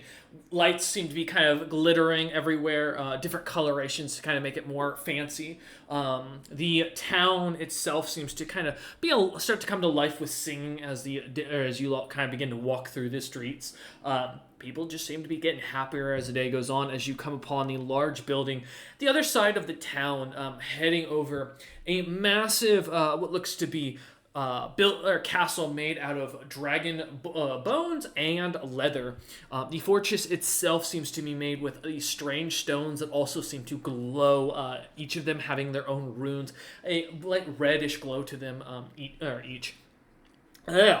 As you lot head over, though, the massive castle overhead, a large ancient worm, or great worm, looking down at you as its skull kind of protrudes from the castle. The gates, a massive obsidian door that looks to have a carving of ice on either, or King Ice on one side, and Ogarin Grunaga in his younger days on the other. Kind of carved into it, holding either side of the door, trying to like pull the doors open. As the guards seem to kind of notice you lot heading towards it, they almost immediately seem to open the doors, almost as if they've been ordered. And almost as soon as they do, on the other side stands what looks to be a group of genasi, kind of in what looks to be heavy plate mail that all looks to glow with divine iron and palladium. So this one individual seems to dominate the group, standing only about 5'5", big glasses on her face, golden eyes, and hair made of this bluish water-like material. Her skin bright blue, as well as her white robes kind of flowing down the back of her body. She kind of smiles over at you, holding a staff, as she looks on. For a moment, kind of the doors open as you stand there, kind of almost agape, as this looks like a full armored battalion waiting for you lot. As she steps forward and goes, "James of the Ironheart Merchant Company. Aye. Name's Araqua. I'm the daughter of the leader of this nation and one of the best godslayers. I hope you don't mind my little ambush here, but I do need to speak with you before you enter into our fortress." That would be fine. As you kind of start to count, there's about 30 or so guards behind her that all look to be wearing a heavy plate that seems to glow. Weapons that you can immediately catch seem to have some sort of bane on them. Unsure what they are, but clearly this group means business. Bane of dwarves. Exactly. As the Genasi, Araqua kind of walks forward, smiling at you, her seashell necklace beginning to glow and little gemstones alongside it also beginning to glow a little white light, as she steps forward and goes, "So, I've got a couple of routine questions to ask you, which is pretty normal around here, and it's nothing personal, but I've heard of your devotions, so I hope you don't mind. Firstly, any god worshippers amongst you?" I do not worship a god. I know that Rollman does not. I'm unsure for my uncle. I do not. What about the tall fellow standing behind all three of you? Oh, you can see him. Oh, thank I God. smile. I'm unsure of him, but there is a separate issue with him. I mean, of course I can. She kind of looks over at Cinder hearing that and looks back at you and goes, "Am I not supposed to see him?"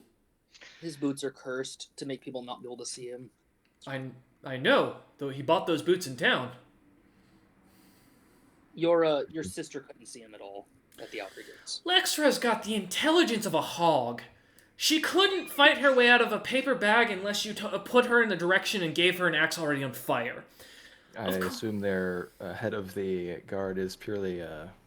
She's very good at smacking dragons down, and usually the violence starts at the doorway, so she makes a good captain. Wise decision.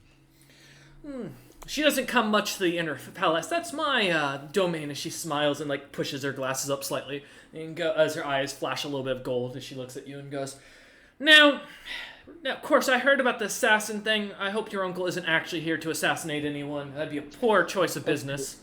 May I No, set the he's record not. straight?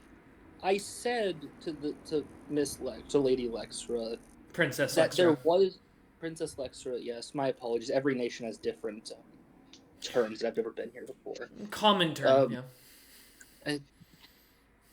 You can tell she's got that kind of personality, Cinder. Well, that's why I'm going with it. It's fine.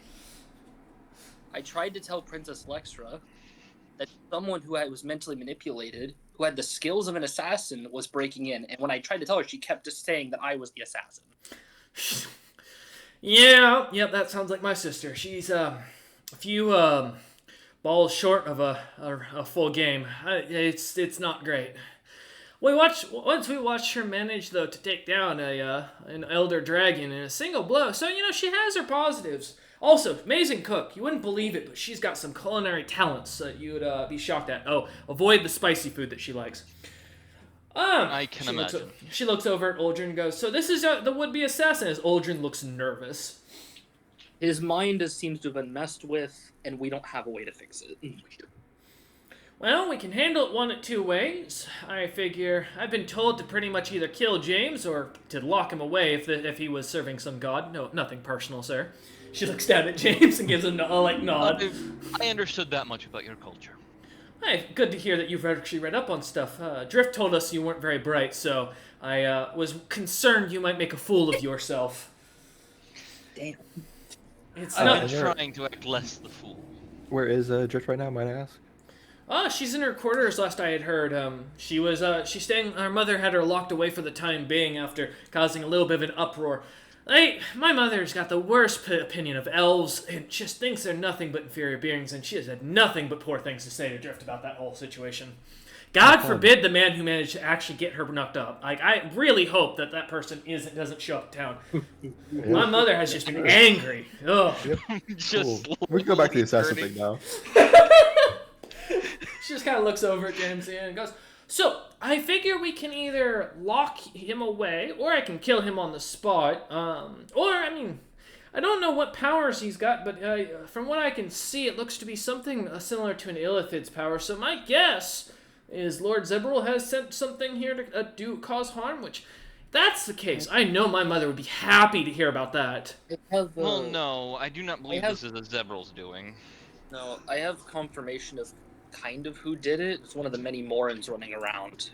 Morans. What's a Moran? Yes. I will start rummaging and pull back out in the most wanted list. 2 of them are on the most wanted list. We don't get these here. Do you mind if I keep this? Sure, I have multiple. She nods and goes, "The collective never comes through the territory anymore. My mother... there was a guy who came through to interview her. She put his head on a stake. Didn't go well. But..." Well, I actually think I have that interview.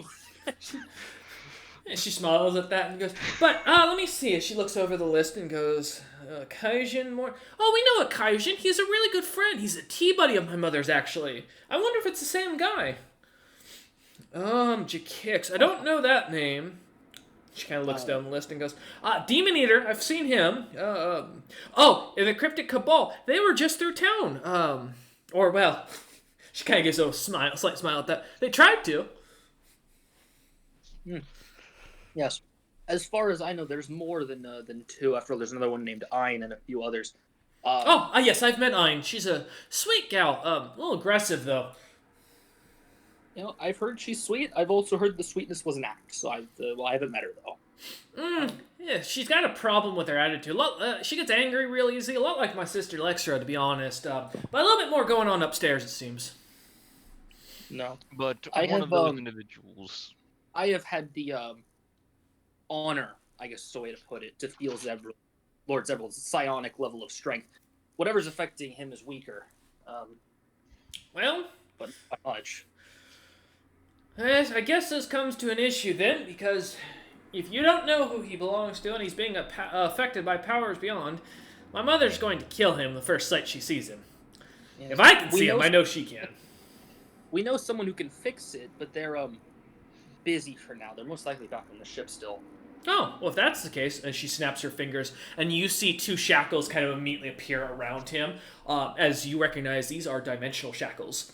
Cool. A very valuable magic item that is only used for the most powerful of mages. As immediately the greater invisibility snaps out, and some of the guards suddenly, in shock, begin to pull their weapons as she kind of gives a wave down and goes, alright, and then the second pair, and then his legs immediately find themselves shackled as he can now barely walk, his speed reduced to 5 feet, and she goes, "Now, take him to your ship and get him the hell out of the town, and we should be golden." There's another thing this individual mentioned about a red shackled house in the slums that apparently Drift was at casting magic. My sister doesn't know magic. I would know. Mm-hmm. I'm a mage myself. That's far. That's exactly the concern. In fact, actually, I'm the only mage amongst our family. Well, technically, my youngest brother was, but he was a weirdo. Just long story. But if someone is shapeshifting into Princess Drift and casting spells, that is a problem. Not really. She's out of alignment for taking the throne anytime soon, so it's not that big of an issue. They're also holding a prince of a foreign nation hostage in said building. Oh, Julian? Yeah, no, I know about that. Oh.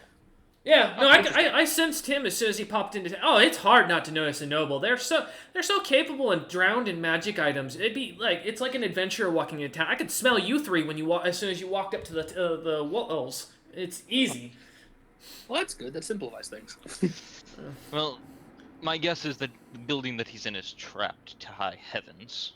Well, the building he's in is owned by the Ironheart Merchant Company. You bought territory here.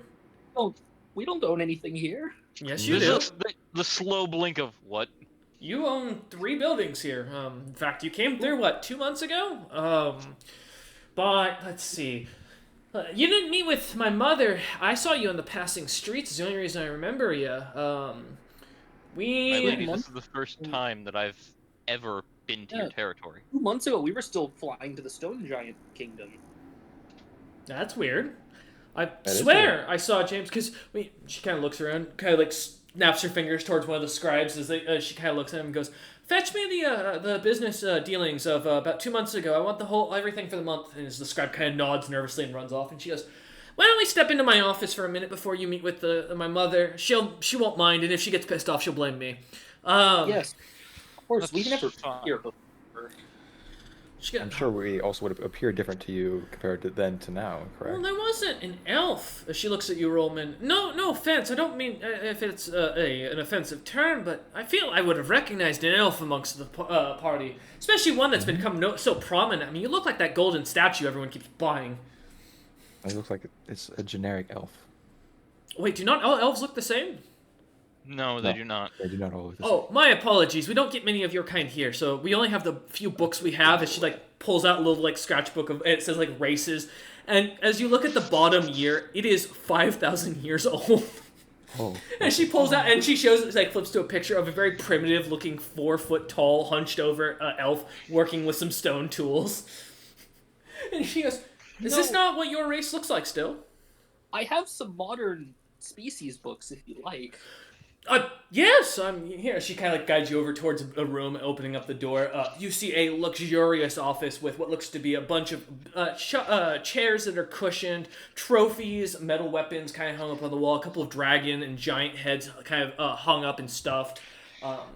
As she James will also rifle out and bring out the ledger showing that they've been in where they've been the past few months. Oh yeah, all of our recent dealings, like with who and where we've been. James kind of surprised, like, 3 of you kind he's of prepared. 4 of you come in. Uldren just kind of following along, almost as if he's being magically pulled by something now.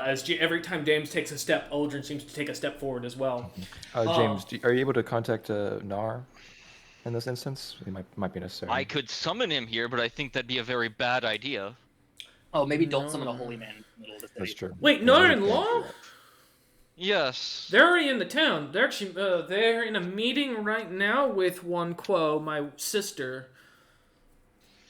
Because I have a feeling that they would be able to transport Uldren safely back to the ship. That way we do not delay your mother too much.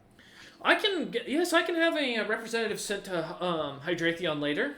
He's That would be perfect. believe currently negotiating terms for a legal office somewhere in the city. I don't know, something about commoners not getting fair representation. But she starts looking through the ledger, kind of flipping through the pages. She just Also, go ahead. I will right there. I can start pulling out like scrolls, which are world leader interviews, and the monster book I got from Dragon's Crown, and like all this other random papers. Yeah, she I kind start of looks it over and goes, "So if this is right," she kind of like takes the little monocle off her eye and puts it back, or puts her glasses back on and looks up at you and goes, "If I'm understanding this correctly, then you lot were just in the Stone Giant territory, and that can be verifiable here because you have a bunch of contacts, son. You met with the 3 kings? Jesus We were, Christ!" yes. We were at a party. Oh, yeah, Hmm. invited. We were invited as dates by some people to the party. Yes, indeed. She just kind of looks down at the ledger and goes, "Jesus, you've served next to Regan Utham himself. Damn, all right. Greg's martyrdom too. Wow, you all have done quite well. So, explain to me." She kind of closes the ledger and pushes it back over across the desk to you, moving I a put it couple back of away. like crystals that are on her desk that seem to be set up. A little mechanical bird that seems to keep like dipping into water, pulling it up and dropping it back down. Ah, James that's enamored boy. by the crash Yeah. for a split Oh, I second, love then it. looked back to her. Right. Go ahead, Cinder. I just said I love those things. Oh yeah. Oh. Those things I need one for my desk, right? But no, she kind of she pushes over. She looks back up at you a lot and goes, "Well, I know your friend Rolliman wouldn't lie to us right now because he knows his entire life is pretty much on the line. And I heard about what you did amongst the Aussie clan. An honest man through and through, even if you are a little slow. Mm-hmm. I can't fault you for it. I mean, I can escort you lot with my night order to the building and we can investigate it, but I mean, it's strange. Technically, she kind of pulls up or as the scribe kind of comes in and sits down a ledger and she begins to flip through it, a large red book, and goes, here, as she points down, I've got James of the Iron, and it says Golden Heart. And that's the problem. Someone's been stealing my identity and using it improperly. And I have a feeling I have an inkling of an idea of who it might be at this point. I'd like to give fair warning. The Golden Heart leader has been taken over by a powerful demon recently. Yeah, and the 9 alignment demons actually exist, Yes, they do. Sadly, they do. Should tell you. Looks up at you and goes, James is looking at her straight-faced. huh. Right. And you lot would know this, I mean, you clearly didn't fight one. It's become We a met world. one. There are leaders looking for the items. They found a few of them. Regan Utham has one himself. She kind of... And one did escape from the items in the deserts near Mana's Grove. She kind of like pulls open maybe broken out now. She pulls open her desk and sets down a small little battle axe and goes, "You mean like this one?" As you see Wolfsbane sitting right there. Oh my god. Yes, that's one of them, I do believe. Does it look similar to what we've experienced them being? Give me a spellcraft check. Maybe don't investigate it at all. Oh yeah, that'll also be a not point. touching it. I would say to Rollman's Maybe don't point. even look at it weird. If you do a spellcraft, this has a chance of paralyzing you from the amount of magic in this. So to James's own interest, you can give me an appraise to tell if the medals are legitimate, but I'll do the spellcraft, buddy. If I'm paralyzed, it's not a big deal. Yeah. If you want to give me a praise, roll the James, appraise. feel free. Tell if the medal's old enough, basically like a pawn shop owner. Oh, 21. Yeah, James, as you kind of look at it, as you kind of hear, or you feel Rollman lightly, tap you on the back as you kind of get the sense of Rollman's message as he's trying to give you a clear realization not to fuck with Understanding, because Rollman's wielded one of these things before. Yeah, as you kind of look over it, the metal on it, everything looks exactly like the one that Regan Utham had depicted, or had talked about in the few whispers that you had caught. And the few times you've had heard it from Eider, this is exactly identical to what you look like, and the metal on it all looks to be ancient. You'd guesstimate the metal roughly between maybe a couple 100,000 years to 1,000,000. I mean, it's hard to tell. It's old, is what it is, and it's definitely magical. Cinder, as you look it over. You didn't roll high enough to tell what spells are on it, but it's overwhelmingly magical. As you feel your body completely go stiff, sensing the divination, transmutation, and immense alignment magic coming off of it. Which for a note would be, let me double check my notes. 9. There we go. It was. There we go. Neutral good. Oh, thank goodness. Nothing will happen if I touch it. So, as he starts to feel it, just the lock of his hand goes to his eye patch covered eye, which is throbbing. And he is hyperventilating at this item. So this is the first time Cinder's seen a magic item like this, so up to this level. That looks similar to what I've been told Wolfram looks like. Or and given how... And looks at Cinder, and given Cinder's reaction, it is an alignment item. Second time, because Cinder saw the chameleon. Yeah. True. That's why I'm going. However, that one had had half the magic still left in it. Yeah. The first time seeing an active item of this power. As he kind of Araqual looks at you as you say this and begins to pull the thing away and put it back in the desk and goes, "I'll keep that in mind. I wonder if this is what they're after. We did have a break-in into the palace not shortly after Julian showed up by that... People People have been trying to steal the ones Regan Utham's been trying to collect. Actually, that axe was in his possession last was checked. Oh, I know. We stole it from his one of his merchants that we're sending it over to a group called the Unfortunate Sons. From what I heard, he had 4 of them, but now he only has 1. She nods. I would potentially recommend quarantining off the 3 businesses or houses owned by the Ironheart Merchant Company. I put in quotations. Oh, already well ahead. Falsified. As we've been chatting, the orders have been going out. My men have already surrounded the place with magic. Thank goodness, I'd rather not have anybody get in any danger. I really hope Prince Julian doesn't hold a grudge, considering we didn't do it. Oh, you haven't met the young prince, have you? pig-headed. He kind of giggles at that almost. I haven't. Don't want to. I look to Cinder. What do I remember of Prince Julian? I mean, give me an intelligence check. All I know Can I is give a Silver history? Coils are- Nope. Because this is personal history. This isn't a history book. Now, if you were asking like what you know of Julian when he was at the court, that'd be one thing. But you're asking what you know of him when you met him, so. Can't remember yeah. shit. You remember he was pushy as shit, and that he somehow came. The big thing Nar focused on you is that Nar told you he managed to come into the Madness Grove without any legal right, that guy. and basically walked in and put you under quarantine with no right to do so, and threatened to kill you, and then threatened to push you into serving him. Roughly what you may remember. Yeah, he's an ass. He's not a Honestly, fan if of he James. dies, it wouldn't really be any skin off my teeth, but it'd be a problem still. You have skin on your teeth? Just saying. It's a saying. She Turn of nods. phrase. Kind of writing that down on a little side notepad as she does. Interesting. With that, would you like me to escort you towards these buildings, or would you like to deal with my mother first? I don't expect you're here to buy Wolfsbane off me. I don't think I want to, as I'd rather not carry a target on me as much as I would appreciate to study the axe. Well, if it seems you have the situation under control, we could probably go ahead with the meeting. Does it seem like this person seems competent so far? Much more competent than the sister, at least. Oh, She I'm seems so to be happy much she more is. intelligent as you look around, Roman. Give me either a profession mercenary or a praise check to see what you think of her. Or get a general gist of how capable she is. Mercenary. I'm gonna roll a praise. She's a wonderful person though so far. Your praise is towards your merchant stuff, just keep that in mind. I spellcraft I know her. I've appraised people, Power. so I'm going to appraise her for how competent she is. I've Okay. done that before. Cinder, you said what for spellcraft? Can I spellcraft her from magic strength? To see how strong of a caster she is, sure. Yeah, I mean she's a caster.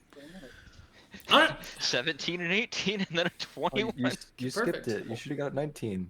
I know, right? I rolled that. Roll 'em in. As you look around the room, there are clear signs that those heads on the walls of these storm giants that look to be capable raiders and what you'd guesstimate to be captains. It's written in a strange. Actually, do you speak Primordial? No. Okay, didn't think so. Do you speak any? I speak primitive. I remember. Do you speak any of the primordial languages of Orin, Terran, No, Aquan? Okay. I do not. All right, cool. So you do see a bunch of words up there that look to be kind of foreign. But as you kind of get the general gist, these look to be important figures.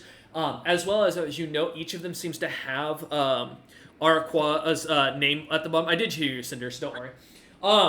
As it seems, so as you kind of gather, she seems to be a capable fighter. You guess her probably be around roughly level 15 in comparison to you. Maybe a bit higher. As her, also on the sides of her little bookshelf, you see a couple of grimoires kind of sitting there that are packed full of what looks to be spell scrolls. Okay.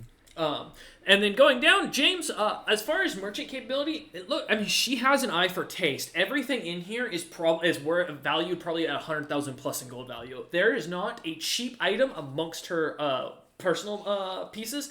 Her gear of her robes, as you kind of guess, look to be of something stronger than an inferno spider, but looks to be made of a spider silk. You're not 100% sure what it is, but if you had to guesstimate, given the white coloration, probably some sort of moonlight, water, ice spider. Her pendant necklace, you'd probably guesstimate somewhere around almost 5 million gold pieces, and seems to be her main arcane focus. She does also carry what looks to be a long staff of white wood, which you've never seen this wood before. And lastly, her blade at her hip of what looks to be a somewhat shortened longsword. It's still a longsword, just barely. as you guesstimate, looks to be probably worth around somewhere around 750 to a mil. She's definitely very wealthy. She's a capable person. She has both to as be. a merchant and overall as a princess. Okay. Yeah, Respect also deserved. noting the Genasi do not have a ton of money. Either she crafted these items herself or she managed to get them, which means she probably wasn't able to... there's no way she's spending that kind of cash. As you've seen nobles... She's capable. Yeah, you know what a noble's Money point is. there's a term for it, but yes. Volts would be like... and then lastly for Cinder... How big their coffers are. Coffers, thank you. Yes, that's what I was looking for. She, as you guesstimate, Cinder, is probably a caster level 20 to 21. She is also, you can immediately catch, she can cast Epic Magic. She has an Epic Magic spell of her own. So she's 21 or higher, not 20, because you can't. Well, yes, but I will note too, Cinder's own understanding of magic. There are families who have inherited epic spells before, supposedly. However, they're usually very weak in comparison. You know, something along the lines of taking a massive spell but having no real major effect besides just a minor change to the land, such as creating a massive storm that only creates a light drizzle from a clear, hot day. Well, yeah, it'd be spells like a Dreamscape, the really low crafted versions. Yeah, most of the high level epic spells that you would know of that you've seen typically tend to be casted from your experience, and there are the more scary ones and the more modern ones made. Yeah. But yeah, as the three of you kind of get this kind of a rough look over her, I will also note her guards look to be similarly capable. Most of them looking to be equivalent to knights and almost to her level in combat. Okay. Oh Jesus, that's horrifying. Uh-huh. Well, it seems that you seem to have it under control, so I think we can go ahead with the meeting. She If you agree, smiles. James. And we can forfeit those properties since they technically aren't ours. She shrugs. Reseizing them shouldn't be anything. All right, well, if that's the case, and she kind of leans over into her her desk again and sets pulls out something and sets down a gold purse, pushes it over and says, "There's the 250,000 you spent to get those properties. If you're forfeiting them, We didn't spend any money, so we don't. I own this legally money. have to give this to you. If I don't, Oh. this becomes a problem I have to deal with my mother later, and I'm not dealing with that." I'll grab. Worst case, the coins are cursed, and I'll get cursed, and I'll just walk away. Yeah. Well, this is now Cinder's personal money. Yep, We'll that's figure your out what money. She looks at you and goes, "You know that's not the coin that you paid. That's my personal coin that I had. Oh, I'm just not to paying be you rude, back." well, thank you, but extra cautious when dealing with the Morans. James has been cursed about 4 times because he touched items he shouldn't have. How do you survive? Luck. Good allies and luck. Kind of looks at you and has a new sense of worth in her eye of you and goes, "Right. Okay. Well, I'll have if you like." I feel like my appraisal just got dropped like 10 Cursed points. or- Hey, you're very cursed. Yeah. That has to be added to the insult. She goes, "Okay. Why don't you wait in the lobby for us, and I'll make sure that my mother is ready to receive you. Take a moment, breathe." As she kind of gets up and kind of guides you back out into the hallway. Some of the knights still standing about from her order, but now it looks like only about 5 of them seem to be kind of walking around, looking about nervously as they kind of come to a stop as she steps out, kind of going back to attention. As she kind of looks at you and guides you over to a long couch, which seems to be made of a thick gold or a dark gold for the frame, and then a red velvet like silk, seemingly kind of for the cushion. As she kind of guides you over and then goes, "I will be back in a moment. As far as Aldrin goes, would you like him on your ship, or are you fine with us keeping him down in our dungeons for the time being?" James, I think we should probably keep him in the dungeon. I don't think it'd be safe from on the ship. He's gonna find some way to do Yeah, this shit. keeping him in your dungeons would probably be the smarter move until we reach the person that can fix the problem. Good. Can I have all of you stand up off that couch except for Aldrin then for a moment? I step up, I look at Aldrin and say, "Do not fight them right now, we're trying to help you." As you look over at Aldrin, his eyes are almost swirling. He looks like he has been intoxicated. Yeah. Oh, order not needed. Fucking great. As the 3 of you stand up, she kind of like pushes her staff down on a cobblestone that seems to lean in, and the couch falls down into a hole that opens up, and Aldrin goes careening down as well. As immediately as she lifts up, the thing closes, and another door opens up on the side, and a couch pushes out. I just look at that and go, I would love one of those for the main office. Oh, the servants make it really easy. They do all the pulling. I just gotta press this and it makes a little bright light, and then they suddenly know what to do. Less magical than it would Less probably be. magical, but I might want to make a more magical version at some point. That would be amazing. As she kind of like turns and starts walking away. And now, while the party takes a minute, we're gonna take a quick 5-minute break for the party to grab water, food, or anything else they might need. We are back. As the party kind of waits for the next few minutes, bit of time goes by as you do, but eventually, after about a half an hour, finally, an individual comes walking down. What looks to be an individual in long sorcerer robes, holding a large staff with what looks to be a crystal on it. As their bright blue eyes seem to kind of almost glimmer as they stand looking at you, a little bit of gold in the center of them.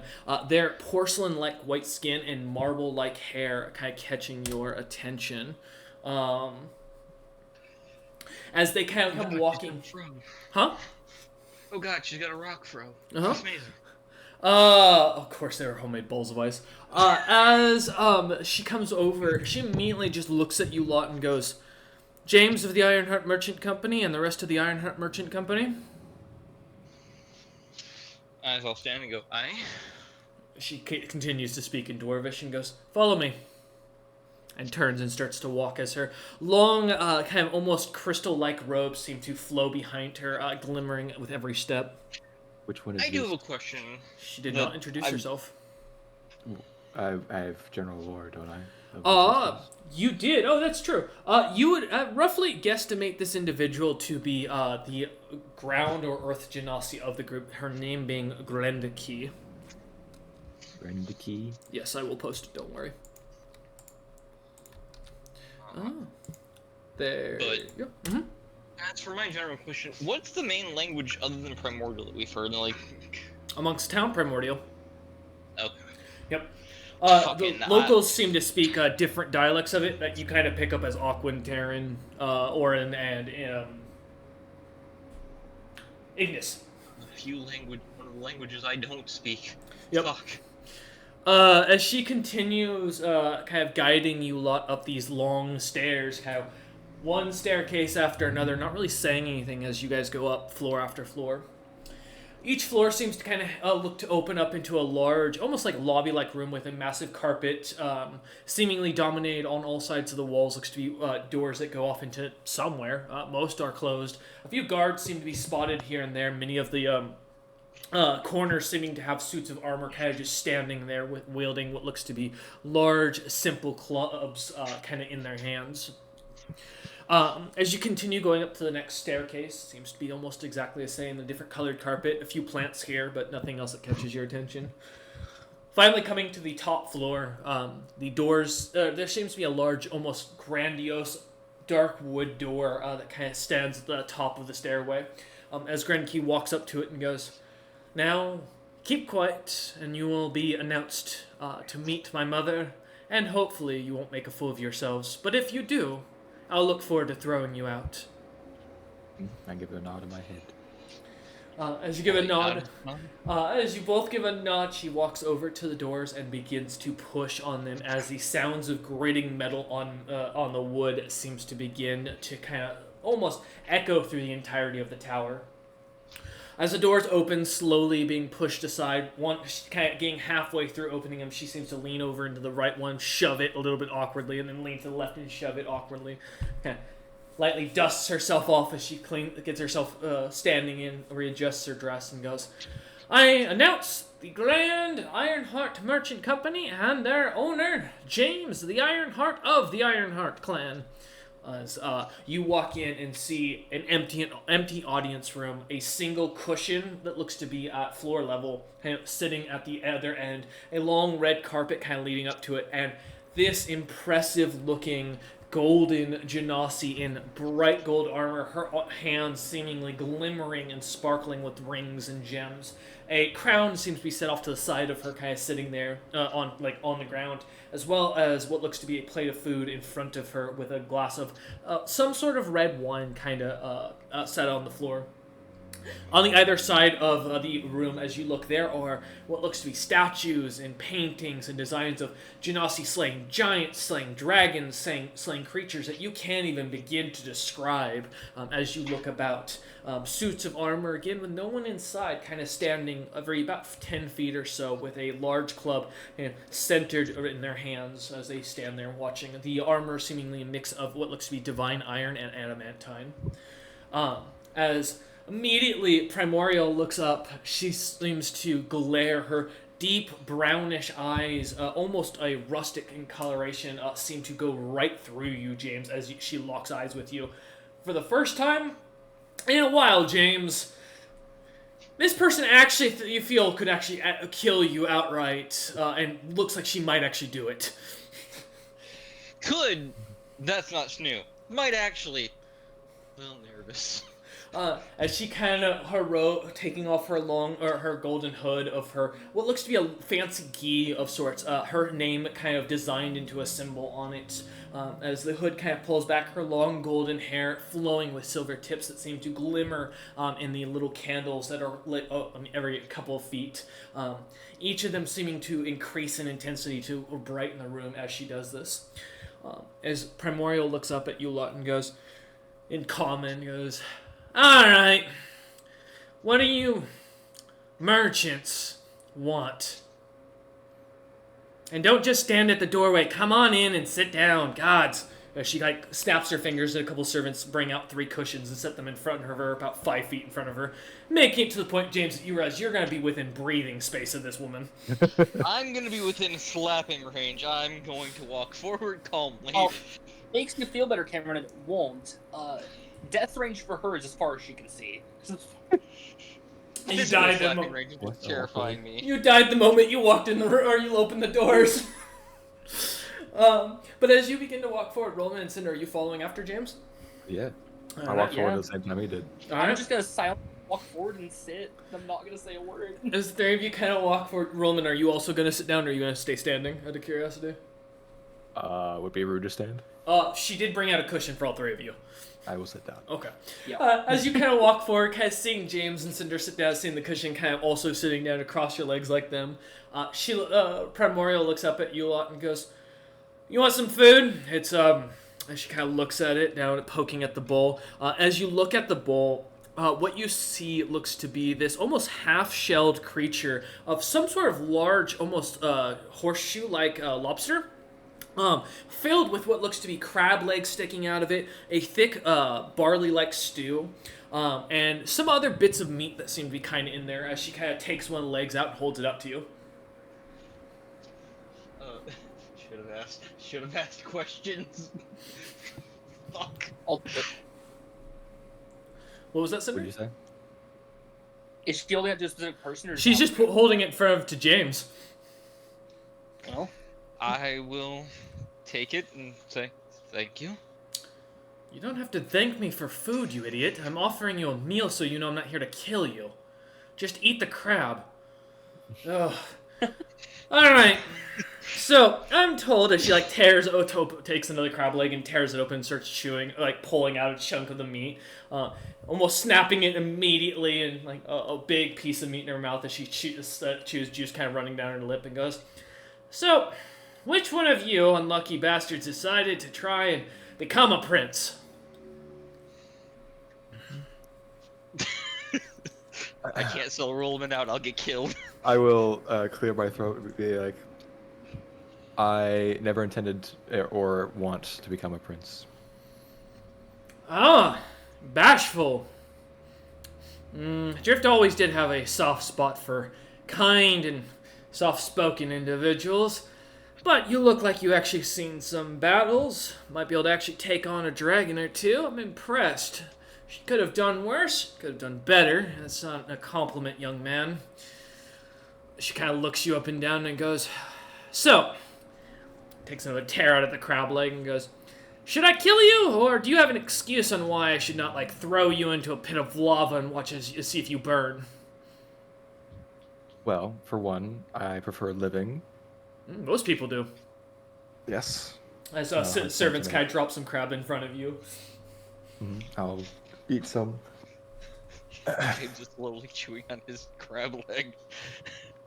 You know, I'm gonna maybe help with the thing, and I'm gonna get the quote unquote offering that I collected in the Frost Giant lands. Oh no! All right. Oh wait, The remind me candle. of your offering. The candle that we found. That was Ah. stolen. Yep. As you That was- kind of like slowly produce the candle, she kind of looks at it and looks up at Cinder and goes, "So you lot are the ones who stole that. Man, Oh, you really no. are brave thieves." Found it in a store, knew it was stolen, and knew we were coming here. Decided to return it. That was a joke, young man. I know you wouldn't be stupid enough to walk into my court with something that was stolen and offer it back to me. I'm sitting across from a lady that could probably backhand me and I'd explode. Smiles at that and goes, "Explode, no, but I could probably knock your head off to the next city." I did it. I've actually done that to an envoy that came by recently. Quite an interesting whole situation. The Fortress of Carmen was said to see her head splatter against the wall when it popped up. So, you know, you're not wrong. I don't think you'd explode, though. You look like you're... She kind of looks you up and down and goes, "Maybe not, actually." I am a cat, not I can tell you're a druid. What grove do you belong to? I don't. Oh, good. I was hoping you were going I was really hoping you'd be one of those filthy Lithotara followers. No, I'm to form a grove later. There's not a good ice grove for anything that's not a frost giant. Not a good grove if you don't like worshipping gods, either. Are you a god worshipper?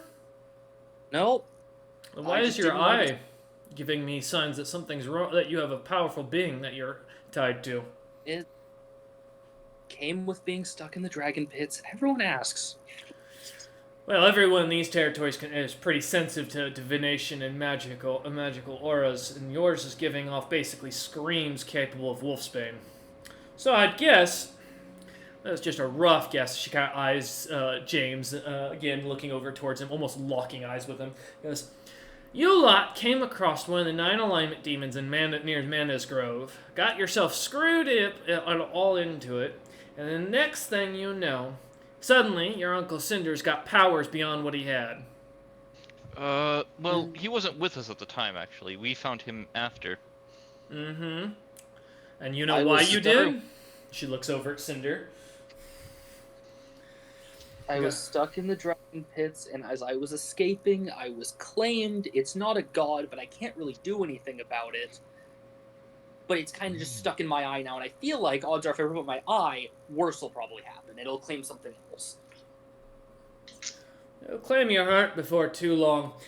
Now, back to the subject. So, you don't want to be a prince. You've come to make amends, as she looks back over at Rollman and goes, and you don't want me to kill you. How about I kill James instead? As she looks over at James quickly with a fully serious, like she is willing to do it. I prefer you not kill James. Do you have another person who would stand the position of trial for you? I mean, I must kill someone. Someone deflowered my poor baby.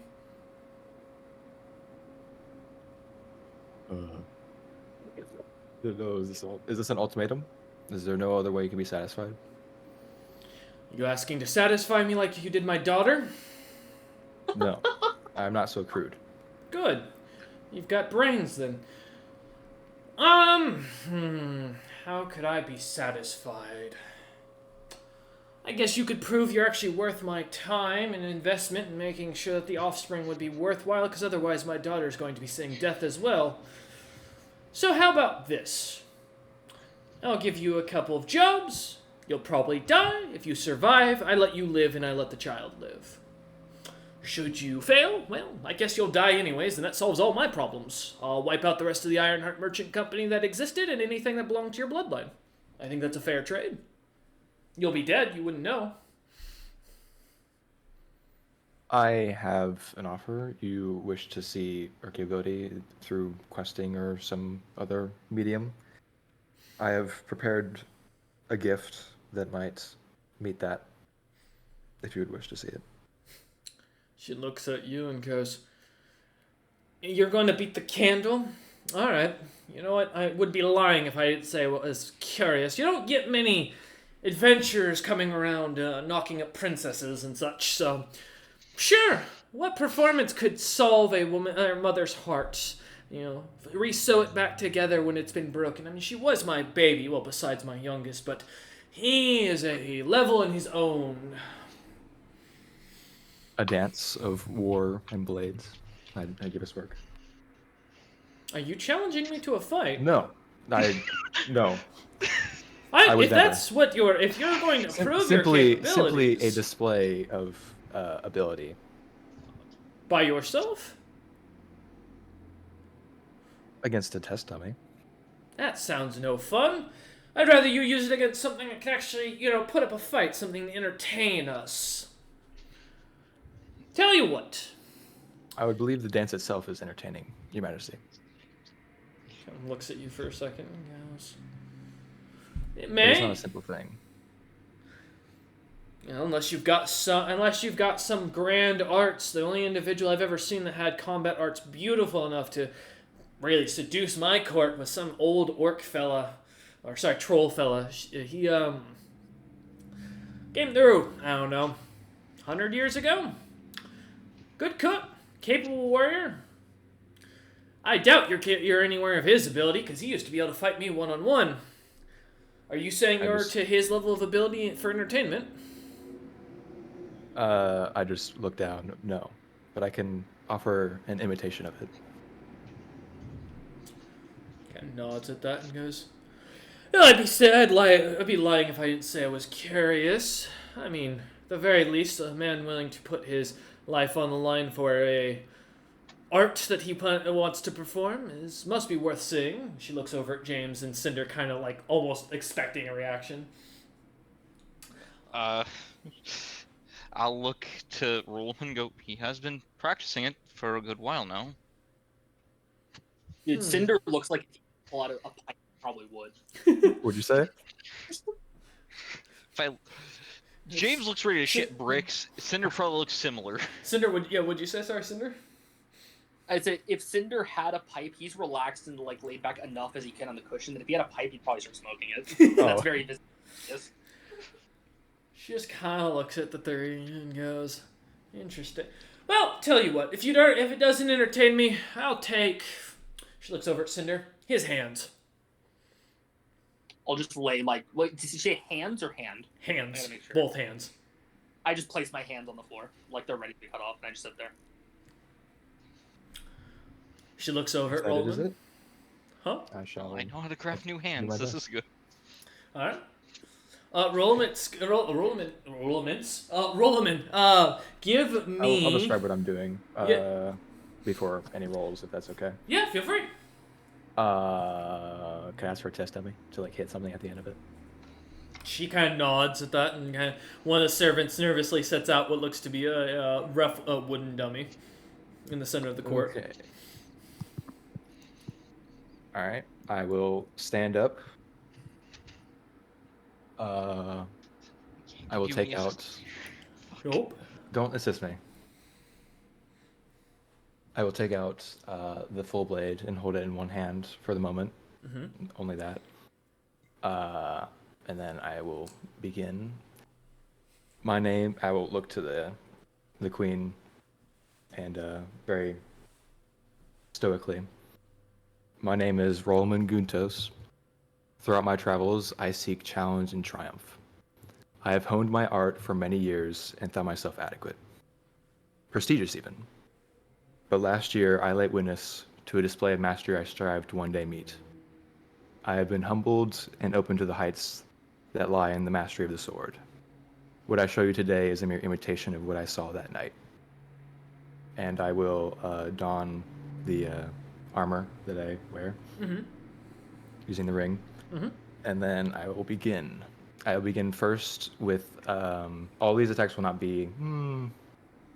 These will be on the dummy. These will be attacks on the dummy. Okay. If you allow them to just be. Well, it's all non-lethal. You're not trying to kill the dummy. You're just trying to show the dance. Yeah.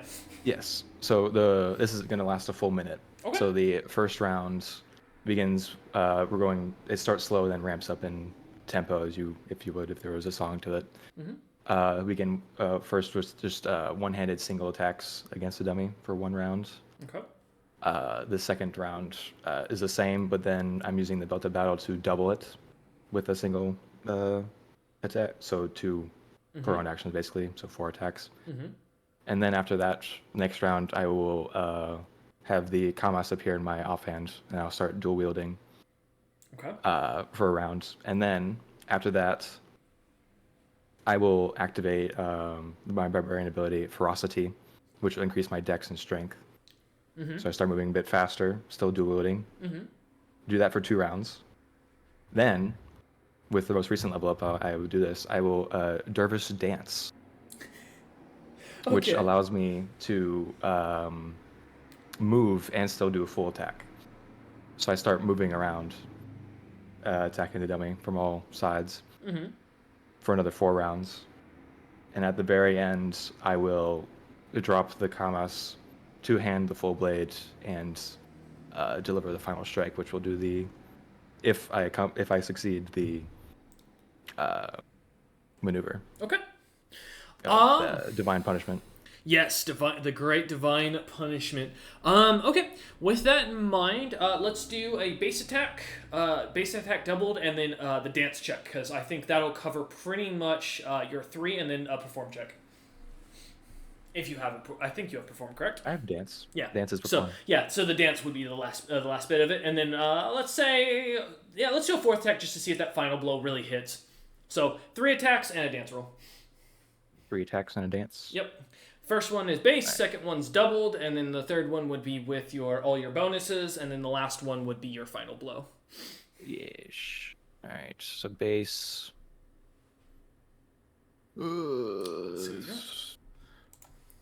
We look here. There we go. This is the base one. Okay. Great start. That one, yep. All right, and then this one Doubled. doubled. Yep. You said. Okay.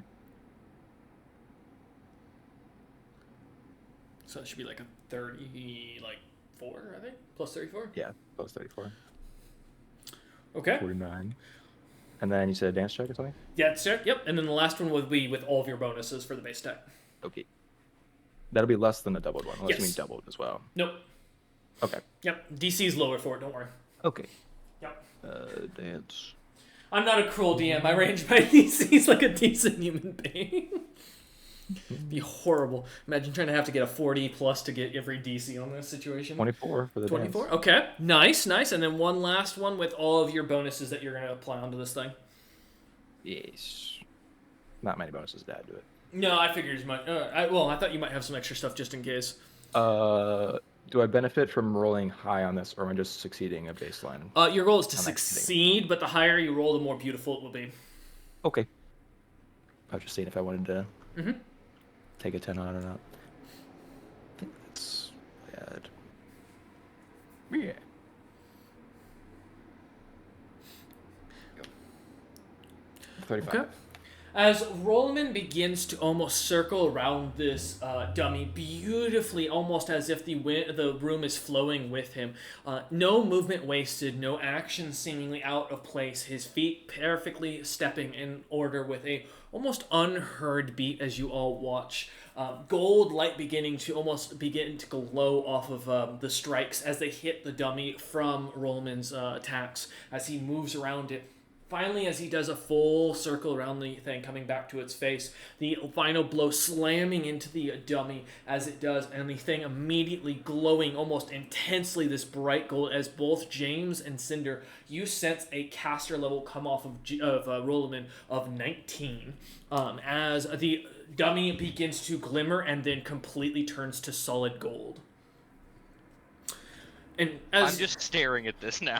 Rolliman comes to an end, kind of breathing heavy, weapon kind of I'm exhausted, sheathing by his the way, at the end of weapon. that. Yeah, sheathing his weapon, sweat for just condition. pouring down his face. He is pale. It looks like every bit of strength and like elegance. There we go. Was really used in that situation as Rolliman, leaning slightly over, breathing heavy, looks over at her, and Primordial seems to be clapping, smiling, and goes, You know, I haven't seen someone pull off one of the ancient arts in years. It might actually be worth investing into. Now, before you pass out, please take another seat. And she looks over at James and Cinder, who have been kind of moved off to the side to allow for a perfect view of this as they watched as well. She looks over at Cinder and goes, "Your friend Rolleman has managed to allow you to keep your hands and your life. Make sure to thank him when you get a chance." As she looks back over at Rolleman and gives a I'm gonna nod. go sit down. Lee crawls over, basically, slowly dragging his feet. That's good. I don't want to lose my hands for a third time. She looks at you and kind of eyes James, kind of raising an eyebrow at that, and goes, I have never cut off his hands. Oh no, this was before. That wasn't with him yet. nods and goes, "Interesting. Well, then I agree that all that our deal has been set to. As far as that goes," she snaps her finger, and you see Drift being brought out, rope kind of tied around her mouth, a heavy gag in it, her hands bound behind her, thick chains kind of locking her up completely. She looks like she is in rags and doesn't look like she's doing well, belly looking almost ready to burst, as Primordial looks up and goes, "So, as promised, you three are welcome to go free." She snaps her finger again, and the guard holding her lets her go, takes his glaive, and immediately slices her head off in a clean blow as it rolls to the floor. Her body almost instantly drops. And Primordial looks back at you three and goes, "Now, our business is taken care of. There's no need to be concerned. Rolleman is allowed to go free. My court isn't ruined. Unfortunately, James, I do have to apologize. I did take one of your captains, but there'll probably be a replacement somewhere." Not one that's skilled, but hopefully. "No, I hope you understand. You will go find another one. If I find out you reincarnate or try to bring her back, I won't just stop at your life, my friend." She kind of gives I a have very no intention. glaring look at you, James. James has no intention of resurrecting her. That would be fighting this, and I can't fight this. Primordial looks over at Rolleman and goes, "Is there any issues? Should I expect..." Oh, sorry, Cinder? No, that was me. Oh, that was I'll you. say it after. Oh, okay. I'm very suspicious currently. She looks over at Rolleman and goes, "So, do you have any issues? Should I expect revenge from you for killing your unborn child?" Can I do a sense mode of Sure. What are you trying to this gather? whole situation if they actually fucking put? If she's actually dead? Yeah. Especially since she just said that I'd be a worthy investment, and this doesn't seem like a good idea for an investment to do that. Yes, but I will note to what she stated before you did the dance, her exact wording was that she'd let you guys go, and that was it. She did not say she'd let Drift off. She did not clarify anything towards Drift, other than she said she'd let you let go. So, keep that in mind. But go ahead, yeah. So, I was going to say, the 35 I hope wasn't the sense motive, because that would scare the shit out of me. I just saw that as I turned back, I see a plus 21, I'm like, damn. No, 25. Okay. What is that? And you're just trying to gather if she actually did just kill her daughter in front of you? Yeah. As you look over, yes, that is Drift. That is the Drift you know, and the surprise on her face as you look over at the decapitated head looks in just as much shock as you. As you kind of gather, it seems that she was probably being held prisoner for quite a while and did not expect to be executed.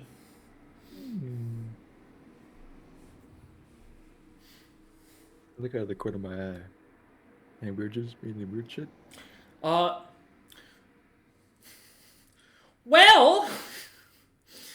Not yeah. at the queen. I Oh, will not look okay. at the queen with Okay, I was about to say, well, yes, actually. I won't no. do that. I was like, God. Over towards Drift, the guard looks to be slightly. You do sense or see a magical aura around him. That seems to be slightly equal to what you are recognize around James's own capability. Meaning, you guesstimate you can see his caster level almost for some reason. Otherwise, nothing else looks different.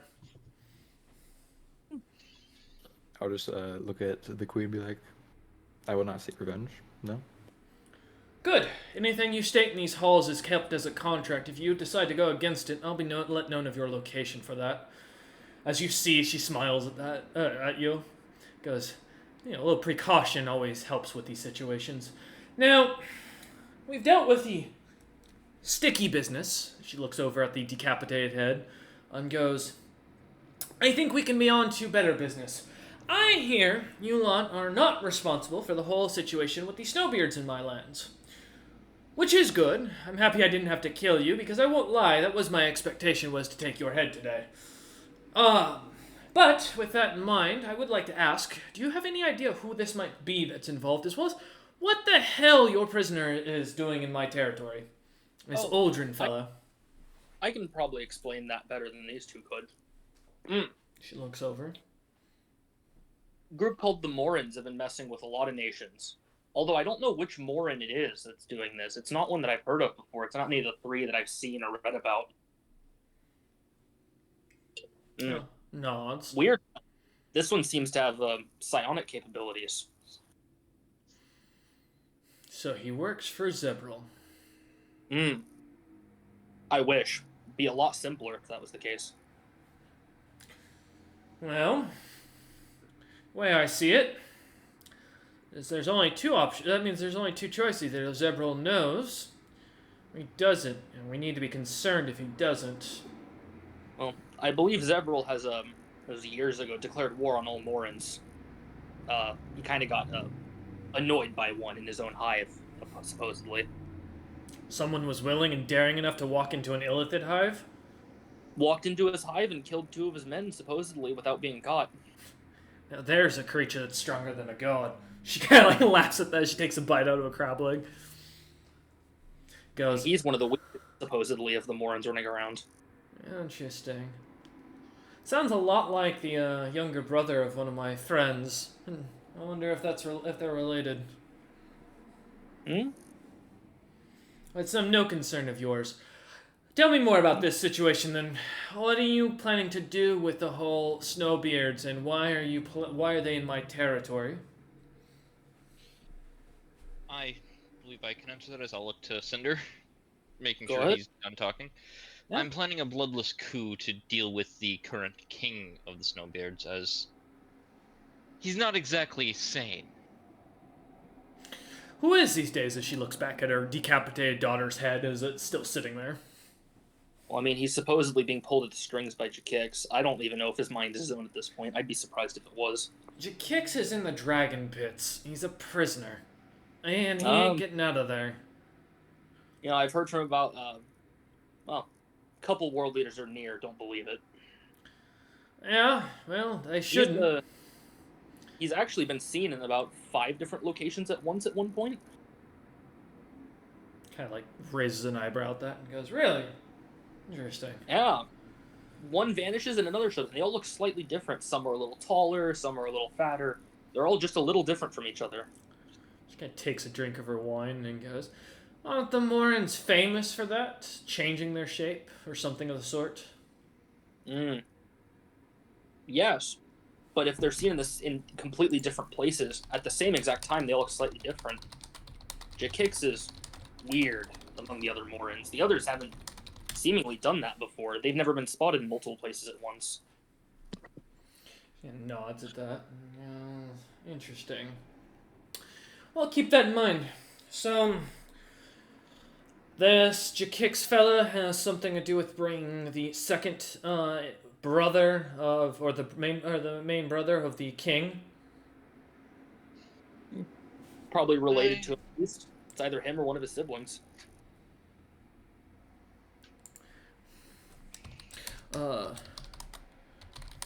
Give me a second. I got PM something, so I'm just confirming a roll real quick. Alright. She kind of nods at that and goes, okay. And what does this have to do with this golden heart I hear about that's supposedly impersonating you? Oh, yeah. Go ahead, Uncle. You can explain this one. It gives me a headache every time. We've had issues with the Golden Heart before, or so I'm told. I wasn't around yet. Golden Heart actually recently got, taken over, as it were, by a demon. If you've heard of the 9 alignment demons. I'm not only familiar with them, I've dealt with one of them, yes. Yeah. One that supposedly came out of a ship in a bottle. Ship in a bottle? There's no nine alignment amongst them. He calls himself Meadmancer. No idea on the name.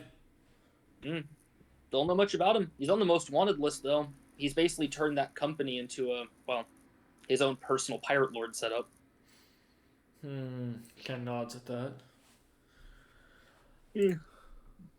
Kind of looks between James and Roland, just kind of eyeing them for a second, then looks back at you and then goes, I mean, if that's the case, then why is your situation on my doorstep? That we honestly don't know. I don't know if it's our situation. They're just using our name to do as they wish. I don't know how much we can do against a overworld leader class demon. We're effective. I don't know if we're that effective. Interesting. So, you bring it to my doorstep. I don't... She kind of looks at James for a second and goes, I don't know if I should just kill you outright. Really want to. It'd be a lot easier to solve all these problems. I don't know why you'd think it would be a smart idea at this point to let this situation get out of hand. If they're thinking they can come into my territory claiming your name, there's got to be a reason for it. It's not like we're exactly an inviting territory, so... My dear merchant, she kind of gives almost a glaring look at you, James, that you can sense the killing intent coming off of this woman that's suddenly kind of becoming almost palpable amongst the room, as she looks at you and goes, why, oh why, would they come to my land? I can only think of three things. One It better is be that good. Meadmancer, upon taking over Zaris's body, tried to reach out, and I cut him off while he was trying to threaten me. Second is I've had mixed dealings with Zarius himself, the original founder of the Golden Heart Merchant Company. And third is because I am well known enough to possibly get into most places without much scrutiny with the similarities of the names. She kind of nods at that and goes, interesting. So you're saying they hate you so much they'd set you up to kill you. You have some powerful enemies that might make you actually worth my interest. Fine. They're claiming, well... You've made my decision for me. She snaps her fingers, and you see as immediately the neck or the head of her Drift begins to spring out these little blue tentacles as magic begins to fill this room. A golden rush of wind kind of expanding out as the head slowly reattaches to the body. Drift kind of looks up and looks around at her body laying on the ground, looking over at you lot, and still chained up, looks in confusion and horror as she tries to speak, but her mouth seemingly dry. And immediately you see as Primordial snaps her finger again, and her mouth sews shut with what looks to be a white string. And she goes, I hope you don't mind. A drift can be so annoying. Alright, I've decided. I'm going to let you live. I'm going to let you walk out of here. Mostly because you've brought something to my interest, and I am a big believer in if you have enemies that are strong on that level of power, you're an ally worth having. Or at the very least, worth watching. Also, I can't help but notice your bodyguard, Rulaman, there has been eyeing up the body for the last few moments, and I don't doubt he wouldn't try and strike at me the first chance he thought he was capable. So, with that, I don't feel like dealing with you all in the future. I'm going to give you a chance. You can walk out of here now with Drift, an alliance signed, the way you can do business anywhere in my lands. Of course, as long as it's approved by me. And I will grant you support in your takeover of the Snowbeard territories. However, in exchange, I would like something out of it. I want 10% of the earnings of the country annually after the first 5 years of recovery. I'm no monster, of course. And then after that, I want a guaranteed mutual alliance with on top of the 10% that the new Snowbeard Kingdom will come to my aid should I get declared war on by someone, as a tension has started to overcome the continent since that damn dragon had a child. Yes, it's a very palpable one. Even the giants have noticed it. Don't think we're friends, as she looks at James, and don't speak to me like we're equals. will you provide assistance to the new king in this in the recovery period of 5 years? I So will that they are not immediately provide destroyed? knights to make sure that they are not corrupted, and I will provide clerics to assist in their healing to make sure no false god takes over their land. Yes. I look to James. Uh, fuck. James, Snap decisions have never been James's great thing. I'm going to give you a No. quick 5-minute break to take a second and think and talk it over with your party. To those watching at home, we're going to pause the recording here because the players need a moment to think, and I think it's more interesting to keep it in character for what you watch back at home. All right, as Primordial looks over at James, stares over at James, looking and waiting to see his answer. James will ponder for a moment, look at her and say, "That's a deal I can accept. Yes." James, are you telling the truth? Yes, it is. Okay. As she looks at you, she kind of nods and goes, "Good. Saves me the time." As the contract appears in front of her, she starts reading it over. Already James's name signed on it, as well as Primordial's herself. As she looks over it and goes, begins to roll it up and goes, "All right, with that in mind, you lot are welcome to the city. Have some fun. Enjoy yourselves. A celebration is being had, and as I don't have to now sacrifice your friend," as she looks over at an exhausted Rollman, "I think you may be able to enjoy to your fullest rather than having to say goodbye to your poor friend." Wait, What? wait. I've had a realization. Hold on. Yeah? I've read the Genasi fucking celebrations and how they work. Mm-hmm. They only do the sacrifice if the Genasi are in a dire bad situation. Yes. What the fuck is going on that we don't see? That's a good question. You can ask. I don't feel like asking this. I'm honestly tempted. Do it. I don't think there's an issue with asking. If you do it, it's your prerogative. She'll see me like furrow my brows, and I'll like, pull out this like my little thing on Genasi lore, and I'm reading it, and I'm like, and she can probably see it as I wait. Genasi 101. Yeah, he's reading the religions part, the celebrations part, and he looks up at Primordial, looks back down at it, just furrowing his brows, scratching at his head. Kind of continues eating at the crab as she looks over at the three of you and goes, "If there's nothing else, will you be on your way, or am I expected to serve you more like some fucking kings?" I'll look to Cinder as he seems to be about to say something. Just a question, I suppose, before I go. She locks eyes with you and goes, "All right." What's so bad that a sacrifice was needed? "Do you want to be that sacrifice? Not particularly. Then don't worry about it." Fair enough. And you ask me a question like that again, and well, she snaps her fingers, and you watch as one of her guards standing in the corner behind Drift suddenly loses a finger. He starts screaming as he does, as his body slowly starts to expand after the finger falls to the ground, the plate beginning to blimp up, and then his body exploding inside of the armor before it falls and collapses to the ground. She looks back at you and goes, "I think my point's been made." I will nod, or look to Drift, or wondering if we're supposed to take her, but not asking a question as I start for the door. Alright. Looks up. hardly get up. Roman gets up. You see as Primordial stops chewing on her crab and goes, "Carry out your prize." You wanted her. Get She's my yours. I will pick up Drift.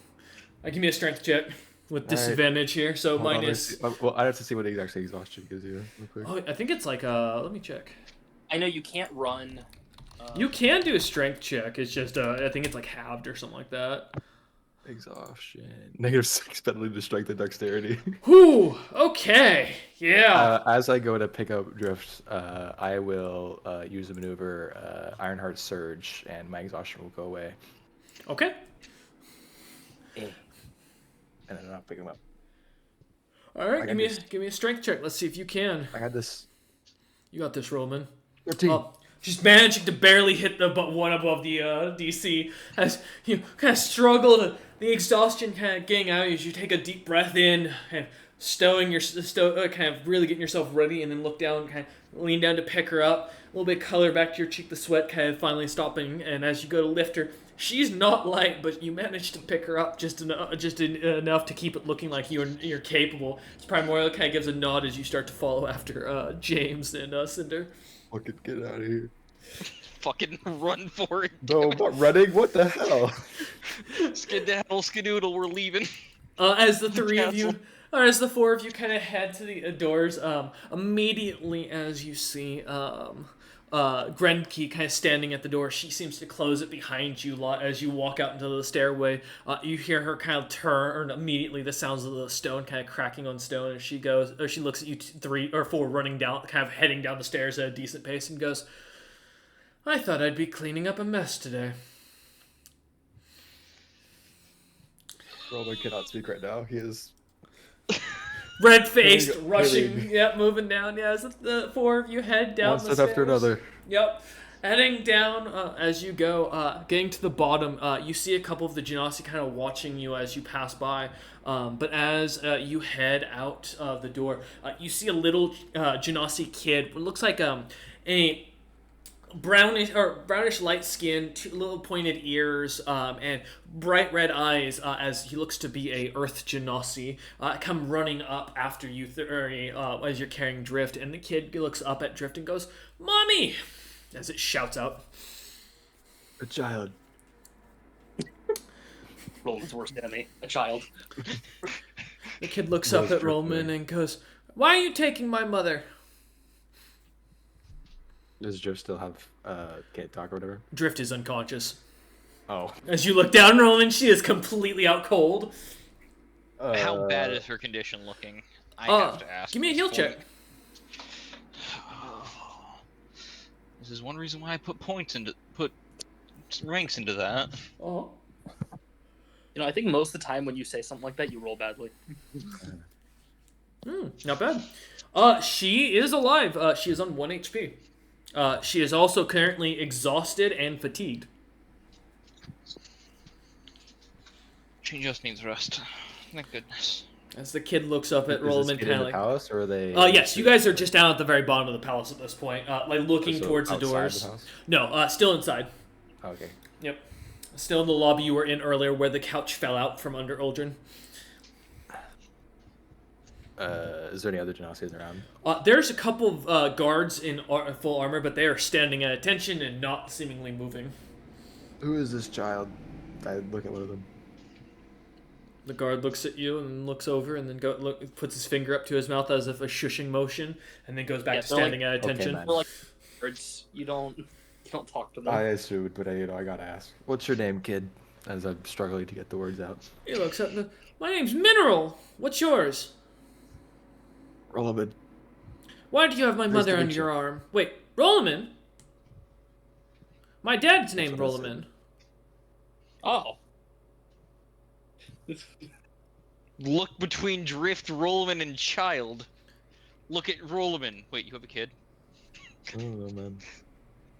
I just look at the fact that Drift still has a swelled stomach. Very confused. With that heal check earlier, is she still pregnant? She is.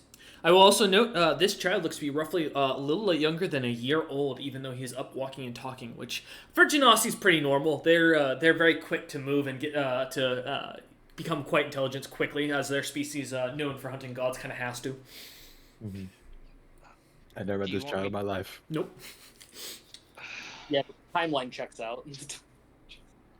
I'm gonna crouch. Hey, wait, how short is the child? Mineral is about 1.5 feet tall. Hey, you can crouch. You can crouch down. I can crouch down to the child. We're taking her somewhere to rest for a bit, lad. You're kidnapping my mother? Not The kidding. queen ordered us to. Grandma's scary. She wouldn't let you leave. She told us to. She Look said what she did. She said, and I quote, "Take your prize." Kind of kid turns and like stamps his feet, putting him wide, putting his hands on his hips slightly, his fists on his hips, and goes, "You are not taking my mom." You're welcome to come. Actually, wait.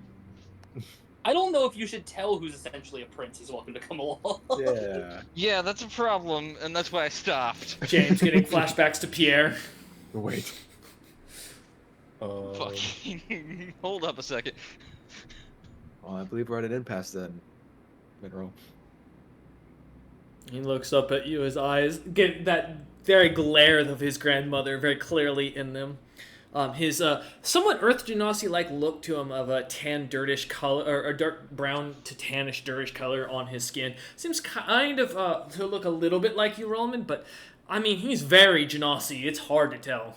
Other than the pointed ears, I mean, that's about the closest thing you could probably gather. Mm.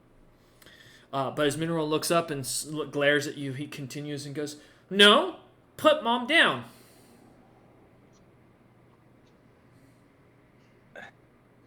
Or what?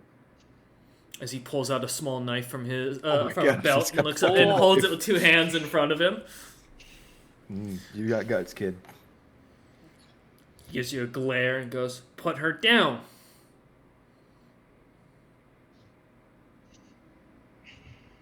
I'll run you through like I did the guards. I'm not afraid. Damn, was you the guards? One of the guards seems to nod slightly as you hear Hellman moving up and down. Can I appraise the kid or similar for what level he is? Yeah, I He's a can. little fucking 20 adventurers. I'll take an appraise or a profession mercenary. Bro, he's like level 20, that'd be crazy. 19 for appraise. He seems to be a level 2 adventurer, roughly from what you gather, and he is not just a normal level 2. He has a bloodline and is an innate caster, from what you can gather.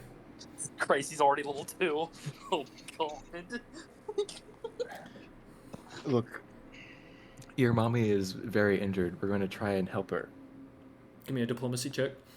Okay. I'm Diplomacy very is diplomatic always with children. Mm-hmm. I'm great with children. Totally. Diplomacy. 10. 10. He looks up at you defiantly, his knife a little bit more in hand as you kind of say this. It kind of comes off a little bit more hollow than you're meaning to, with the exhaustion in your voice and the just tiredness. It's a little lack of emotion seems to catch the kid's attention, and he does not seem to buy it. Lad, I promise you we mean her no harm. He swings at James. Damn. Let him swing. That is a 6. I know it doesn't hit, but as the dagger tinks off your armor, you see as the armor slightly cracks as his blade glows, and the purple metal on the blade, or the originally dull iron-like metal, seems to glow a purplish color. Do I recognize that as Mayhemium or Chaoticum? Neither. This is a spell effect. You recognize this as Dispel Magic Greater. Whew. And your armor, by the way, just lost all of its magical spell effects. As I can't roll low enough even with a nat 1. Now, to be fair, Dispel Magic only temporarily removes effects. It is. It is, and for his casting level, it is only for, I think, the next 2 minutes. Let me double check my thing. Here, yeah. Let me check my timeline. It works in the same as Dispel. Duration? No, it's just an instantaneous effect. I apologize. Let me double check. Does it have a time limit on it? I can never remember. I think it's a D4 round or something. So I have to wait to knock it without You are right, correct. Let me roll that. What's up? I'm checking if I have a way to knock out a kid without punching him in the face. Okay. That'd be a bad optic. I don't think 6 seconds later, the magic's back. The armor starts repairing itself. However, James, as you see this kid do this, this is the first time you've seen your armor cracked before like that. And by a small dagger, that kid either has a lot more power in I'm his just giving punch him a or... smile. I'm giving him a kind smile. Lad, I understand you're worried about your mom. It's fine. He's going to swing again. Now, Buddy, I before don't we think- continue, can we make a statement that if it doesn't reach touch AC, that it doesn't actually hit the armor? Because the touch AC is basically you're dodging the entire attack. That is a good point. Let me double check something with his greater dispel, if there's anything specific. what's Cameron's touch? It can't be that good. It's, I'm sure the 15 actually hits. The as 15 touch. does get it. Yeah. Alright, yeah, that's fine, that's fair. As you watch once again, your armor completely begin to dispel as the kid looks at you angrily for 2 rounds now. Look, if you have anyone to be mad at me. Don't hit my friend there. He's done the thing wrong. He is going to turn and swipe at you then. Owie, don't hit me. Don't hit 15 to hit, Roman. My touch AC? It does not use my touch AC. You watch as the dagger swipes near you as you pull your leg back just in time to get away from the kid. You had a good swing, kid. Looks at you and says, I don't care what you say, put her down!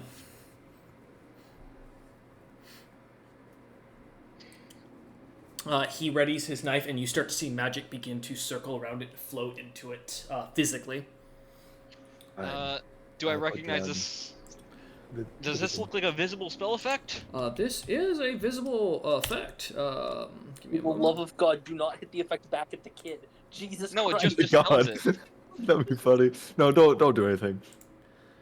Give me a moment. I'll put down drift. Well, if you get hit, there's a chance Drift gets hit, and I'm I stepping in can't- front of the...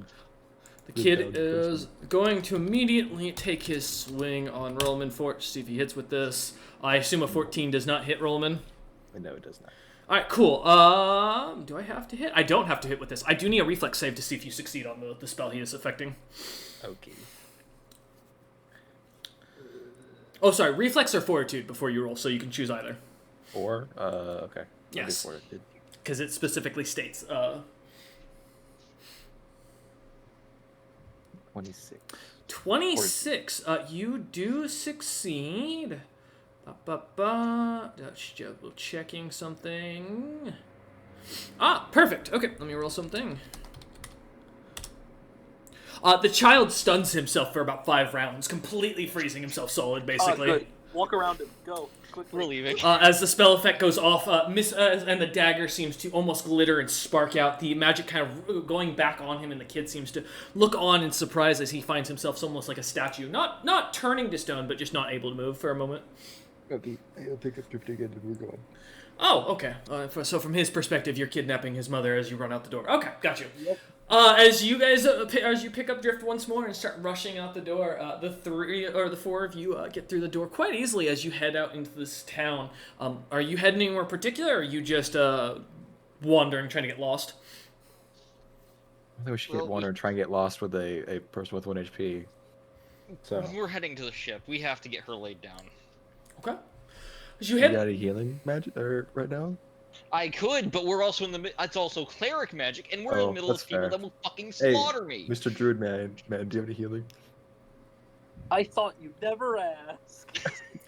Cinder cracks his knuckles, rolls his neck as you hear pops as he smiles. Most I can do is pour a potion down her throat right now, and I don't think that'd be helpful. It's healing. I have some cure wound spells. Don't worry about it. I have some cure. Yeah, that'll work. Let's cast some cure moderate. Let's see what happens. I just want to point out to James's to the player who's playing James' perspective. The last time you guys messed with an elven orphan or young child and screwed with it, your party with Zilpip in it almost wiped. Yeah, I'm gonna be going back and explaining with the ants. I We'll want to see point out, I first. never said I was leaving. Are you staying in the palace? Let's do this before we actually exit. I will ask. Because you'd have to follow. You'd have to keep up with Rollman and James if you're going to heal her. Sorry, Rollman. Yeah, we're staying here for the moment. I want to get them healed first before we keep moving. I was like, casting the spell will take like an action, and then they can leave, and I can. So 15 health back. She might even be able to walk herself out at this point. Well, not with exhaustion. No. But with 15 got HP back. Okay, I've got that noted. As the healing energies kind of flow over her, a green glow kind of coming off of her as it looks to be all the wounds begin to heal, the scars begin to vanish. What are you casting, by the way, Cinder, out of curiosity? It's cure moderate wounds. Okay, gotcha. Alright. I will use the Orb of Awakening. Getting rid of the exhaustion. Rid of the exhaustion Okay. and wakes them up. Let me see something for that. Is this one of those spell or magic item compendiums? I'm gonna have It's to a go magic fucking. item. Yeah, I know. I might have the language. I just want it to might make help sure. somewhere. Yeah, I'm gonna pull it up here. Don't worry.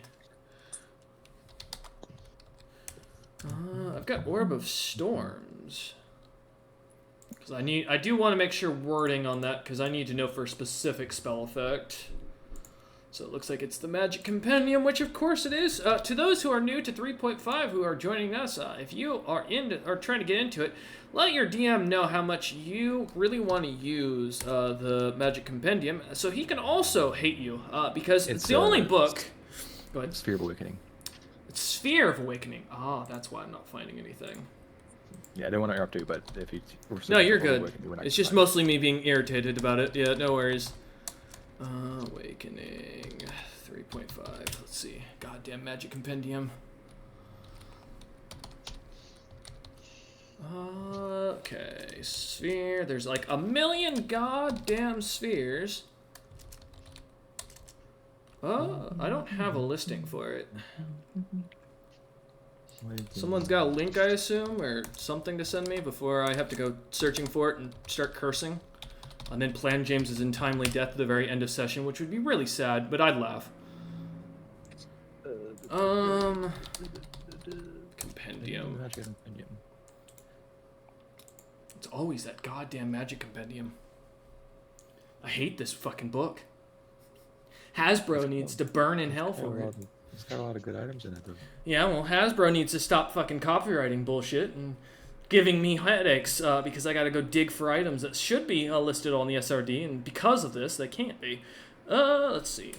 Control F to see a Sphere of Awakening. I'm not spelling Awakening right, or that's not what the item's called. What the hell? Because I'm looking for it. Here, I'll pause the recording for those in the background listening. We'll be right back. Yeah, as you begin to activate the orb of the Sphere of Awakening, for those who are curious on 186 of the Magic Compendium, before I got pissed off at it, it does not work, as Drift does not consider you an ally currently. Oh god. Oh man. Not again. This is gonna be the Telewasi thing again. She didn't literally see me like fight for them. Okay. She's been unconscious this entire time, my man. She doesn't know anything that's going on. And to your own knowledge, she could have been drugged or unconscious when she had her head decapitated. You don't know what was going on. Well, yeah, I mean, to be fair, from her perspective, she got summoned and immediately killed with you right in front of her. Mm-hmm. For all she knows, that was your fault. But yeah, as you kind of try and activate the sphere, standing at the in front of the castle and the city, as you activate the thing, it does not seem to work. Well, what do we do about the kid? You look back at the castle, seeing the doors open, seeing him still standing there. We are still inside. What? Because Cinder was healing her. You guys go. We already gotten past that. Yeah, we'd gotten to the staying in front of the castle. I was doing it there. I was gonna walk and then do the sphere. If they could wake him up first, then I would have done that. Doesn't matter. You guys are walking away. I'm here. Okay. I'm staying with you. Yeah, talk to Aquaro. Araquoa? Aquaro. Well, sorry, there isn't an A at the end, so I fucked it up. Auroqo. UO. Go look that up real quick, and you'll hear how it's pronounced, because it's actually based on someone. But yeah, all right. As Rollman and James kind of head off into the city, kind of heading towards the gates and the ship, leaving Cinder behind. Yeah. All right, kid. Your aunties are strong, smart, right? I'm sure if we weren't supposed to take your mother, they'd probably kill us. He's still paralyzed. Yeah, that's why I'm talking to him now, so he's not yelling at me while I'm trying to explain. Because he can still hear me. You walk in, step in front of him, and start saying this. Go ahead. So why don't we go talk to one of them? The nice mage lady earlier seemed very smart. And we can get this all cleared away and what we're supposed to do in this situation. I'm definitely not allowed to touch you with any intent to harm, so I can't... The guards in the background, the knights seem to nod very maliciously. Yeah. So I can't... This isn't like a rough... We'll talk to the nice lady once you're paralyzed by whatever you did to yourself. Kid still stands there as a statue. I'm just waiting until it ends. As you And wait, you wonder, like, is it gonna end? Rollman and James, as Cinder kind of stands there waiting for a few minutes. What you guys are just heading straight for the ship, no stops. Yeah, No stops. All right. Give me a search and spot check. James spot, Rollman search. Oh. Okay. A lot better than mine. Okay, gotcha. So Okay, concentration, he's- 25. Gotcha. No, that's search. Oh, that's search. Okay. I thought you had something and changed it to concentration. When you said that, I was like, wait a minute. No, that's my That's my spot. All right. 17. As the two of you head through the city streets, surprisingly, you do notice you are being followed by guards. However, they don't seem to be hostile towards you, but more giving a wide berth of a guide, in a sense, kind of as you go down through the main street. But as you kind of make it all the way over towards the gates, Lexra, thankfully, nowhere to be seen as you kind of pass by the two guards who let you out as you head off towards the docks. We'll jump back from you in a moment. Cinder, as you stand there for a few moments, seeing James and Rollman disappear into the crowd, vanishing out of eyesight for a moment, a few knights rushing past you seemingly in the same direction as they seem to be jogging off as a group or as a small squad. So you kind of stand there, though. A few moments go by as this happens, and then finally the kid's body starts to slightly move, and the sounds of something cracking begins to kind of come to hear, or begins to catch your ears. As suddenly the kid suddenly shakes his head and his whole body starts to move. Holding the dagger, he looks at you and immediately is going to lunge and attack. Damn. Yeah, fair enough. For a 17. It's my touch. It doesn't hit me. It doesn't. All right, cool. I need a reflex or a fortitude save. Yeah. Yeah. It's against magic. It is. Remember. Well, gonna be- no, it's against psionics. Why is the child psionic? The kid is using a specific ability that seems to be attached to this dagger. 30. 30. You succeed. So you will not have the effect. But you will take half damage. I forgot to calculate that earlier. I need to roll a d4. Sorry, d5. That's fine. That works. God, of course it is. Well, good news. You're not. No, it's cold damage. So you will take 1 point of cold damage per. I take none. Let me finish. Per health or per die you have, which is damage die. Or wait, what? Hold up. Oh, my apologies. This is per dagger. So you take 1 point of damage because the dagger is a single dice. Yeah. Which means you take no cold damage, and as you succeed the saving throw, you do not get the cold stun that would have normally affected you. Kid, please. I'm just trying to talk here. I didn't even do anything. You just kidnapped my mom.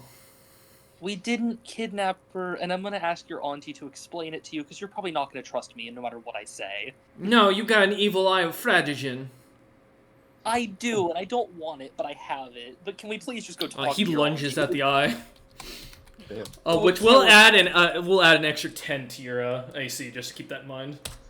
He's also swinging at an eye patch, which Yeah. is like... I assume that does not come anywhere close with a plus 10. My AC with a plus 10 is a 29. Yeah, as he goes to swing at you, as you easily move your head out of the way, looking down at the kid, he glares at you. If I just start, like, slowly backpedaling Yeah, towards he'll keep lunging where, at you. the wizard princess was, will he start following me and lunging at me? Well, Should I just lead him... he seems to be lunging at you, trying to fight you. Yeah, I'm just gonna lead him backwards slowly towards her office. Alright. What's your movement speed? Fucking 25, because I have no boosters at all in Yeah, this as area. you start stepping backwards, after about, with one round, you make it about halfway across the room. Thankfully, being in the center of the room when this attack happened kind of helps you out as you bump into her door. As you do, though, looking inside, it's empty. There's no one inside. Oh, shit. She did tell you earlier she was going somewhere, so... I wonder if that other Earth princess is still here. The one in the stairs? Yeah. Are you going to try and go that direction next? I gotta do something, Hey, man. Chaston, you can also fight with total defense, so you can increase your AC. As a 16 to hit as he swipes at you again. No. As he just tries to swipe, kind of coming near, trying to cut at your chest, as you kind of back away for a step. The kid glares at you for a moment. That doesn't hit your touch AC still. It does. It does. All right, give me a fortitude or reflex. Actually, is this still with the +10? Is he still swinging at my eye? No. Okay.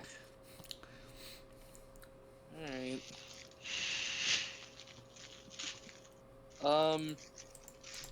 Be a 23 fortitude. You do not succeed this time. That's fine. Let's see. For a 3. Good news! You take 1 fire damage. That's it. I also take no fire damage. God damn it! I'm fire resistant, an item.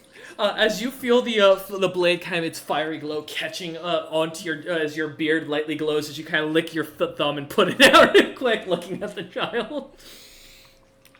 As you start to back up. Stairs next. All right. Stumford, help me, because the guards won't. Nope. They are just standing there watching this. Hey, they're gonna have a great story to tell. That is a 19, and just to save myself for the second one as well. Okay, so I assume the 19 hits. Neither. Really? Oh, so all right, it's just touch AC. All right, give me another reflex and fortitude. I have good AC for a druid. God damn it! Dagger's gonna hit you at some point. Unlike Melvin, I don't want to be stabbed. Yeah, no fair. All right, give me a reflex or fortitude. Let's see what you got. 28 fortitude this time. Does succeed, and you take once again no damage as it's cold. I'm just sitting here. Icy blade. Yeah. As the icy blade comes past your head as you slightly move out of the way. I mean, the kid's not bad, but I mean, you fought creatures far scarier than this. To a new level adventure, you'd imagine this would be a terrifying fight. Yeah, probably. But as you back away fully across the room, a month ago were more scary. Kind of bumping into the wall. Well, to be fair, this is a less than a year-old child. As you push against the door, you hear on the other side as Primordial's voice comes through. And then they were talking about going and setting up a shop in my town. I can't believe... Oh! What the hell? Mineral! She glares down through the door as you see Cinder on the other side, the Golden Queen herself, just glaring. I just don't say anything. I'm clearly backing away and dodging a child. It's clear I'm not allowed to fight back. So, like, what am I supposed to do? Primordial just kind of walks up a few feet towards the child, picks him up, and goes, I do apologize. The runt, or half-breed that he is, has a bit of a temper as she holds him out at arm's length as he tries to swing his dagger at her. As he does, you watch as he nips her skin, and she looks over and immediately goes, you might want to step out of the building for a moment. As she looks at Cinder. I, raise my hands and basically mock surrender, and I walk out. As you step through the sound, or as the doors close, the last thing you hear is a loud whoomph, as something seems to almost impact, and the sounds of the cracking of the building inside kind of give way, and the immediate coughing of some poor individual who just got punched in the gut as the doors close behind you. Oh, these are very nice. I was gonna say, don't laugh at that, James. That is not good parenting at all. No, it's not. It's horrifying. I'm responding with laughing because I'm fucking terrified. As Cinder steps out into the streets, as you with that, Cinder, you kind of go try and catch up to your party. I mean, yeah, that's no longer my situation. I'm not going back in there. All right.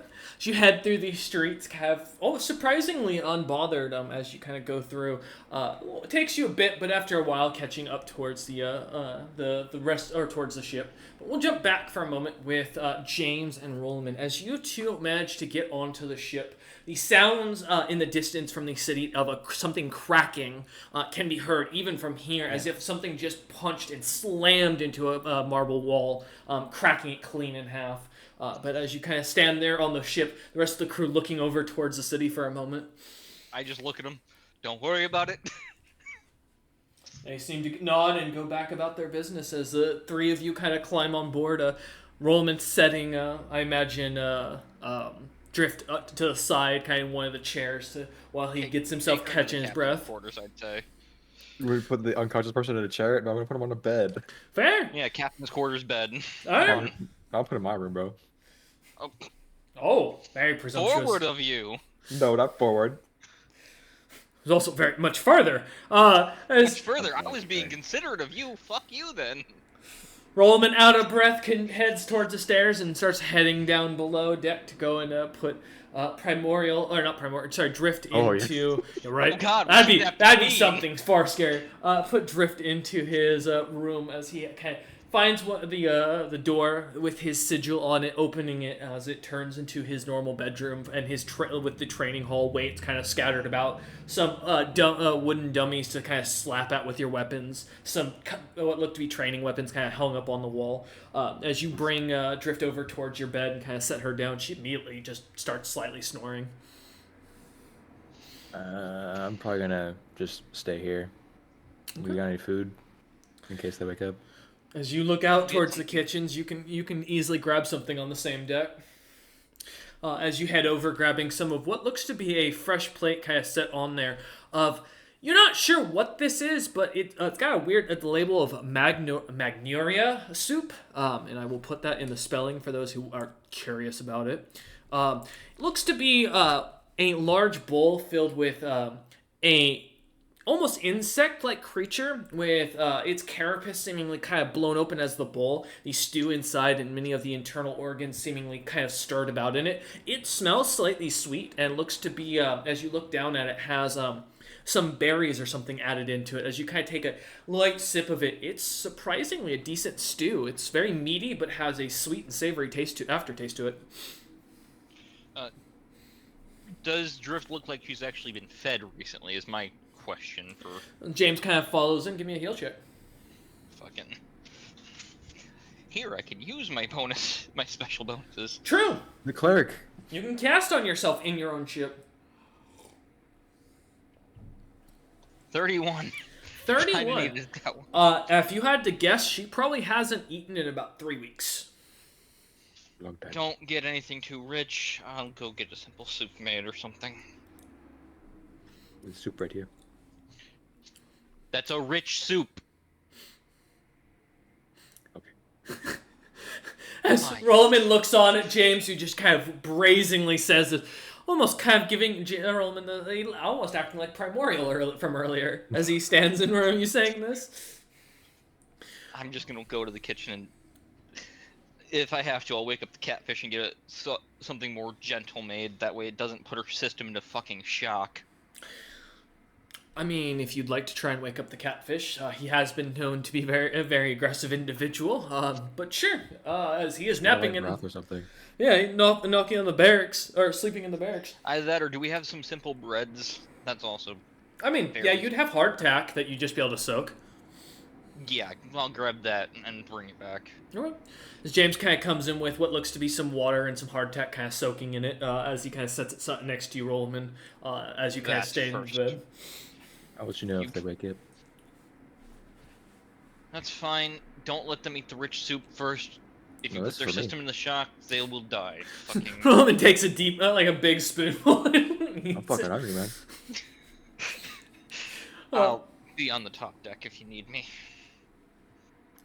As James kind of heads up after that, leaving Rollman down below with his compatriot. As the two of you kind of begin, or as James kind of heads up, the crew seems to be in pretty good spirits overall. Many of them laughing and joking, very jovial overall. As you head above deck, James, in the distance, you can see at the gate looks to be a figure. I mean, it's short. There's not many people that are that height. You can comfortably guesstimate that looks to be Cinder. Well, Cinder's alive. That's good. And he doesn't look like he's been damaged in any way. I imagine still a little bit of look of confusion and family issues in his mind kind of go, or something looking like he's working something over in his mind, but... The kid was treated just like I was as a kid. Oh God! Oh, God.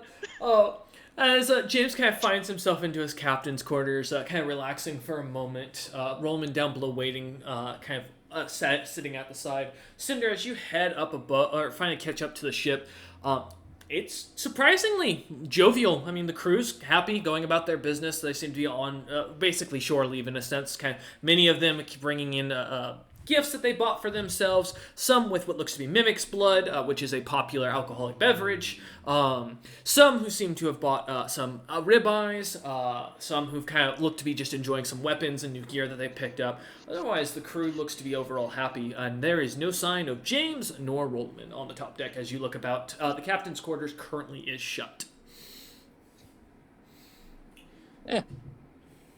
He'll go get me if he needs me. Cinder kind of nods at that, heading down. I assume heading down below. Yeah, just go to my room. All right. As the rest of you kind of spend the evening relaxing, resting into your rooms, really getting a chance to enjoy a bit of peace and quiet. Food brought to you as each of you are kind of brought a bowl of the Magnera soup that has been made. After a while, darkness kind of falling, the crew beginning to slumber. The sounds of something begin to catch James's attention as someone or something is climbing onto his boat. And that's where we're going to end the session tonight. We thank you all for watching. We were going to go a little bit longer, but this is a perfect ending point, as we hope you enjoyed, and we will see you all on the next session as the party starts their combat.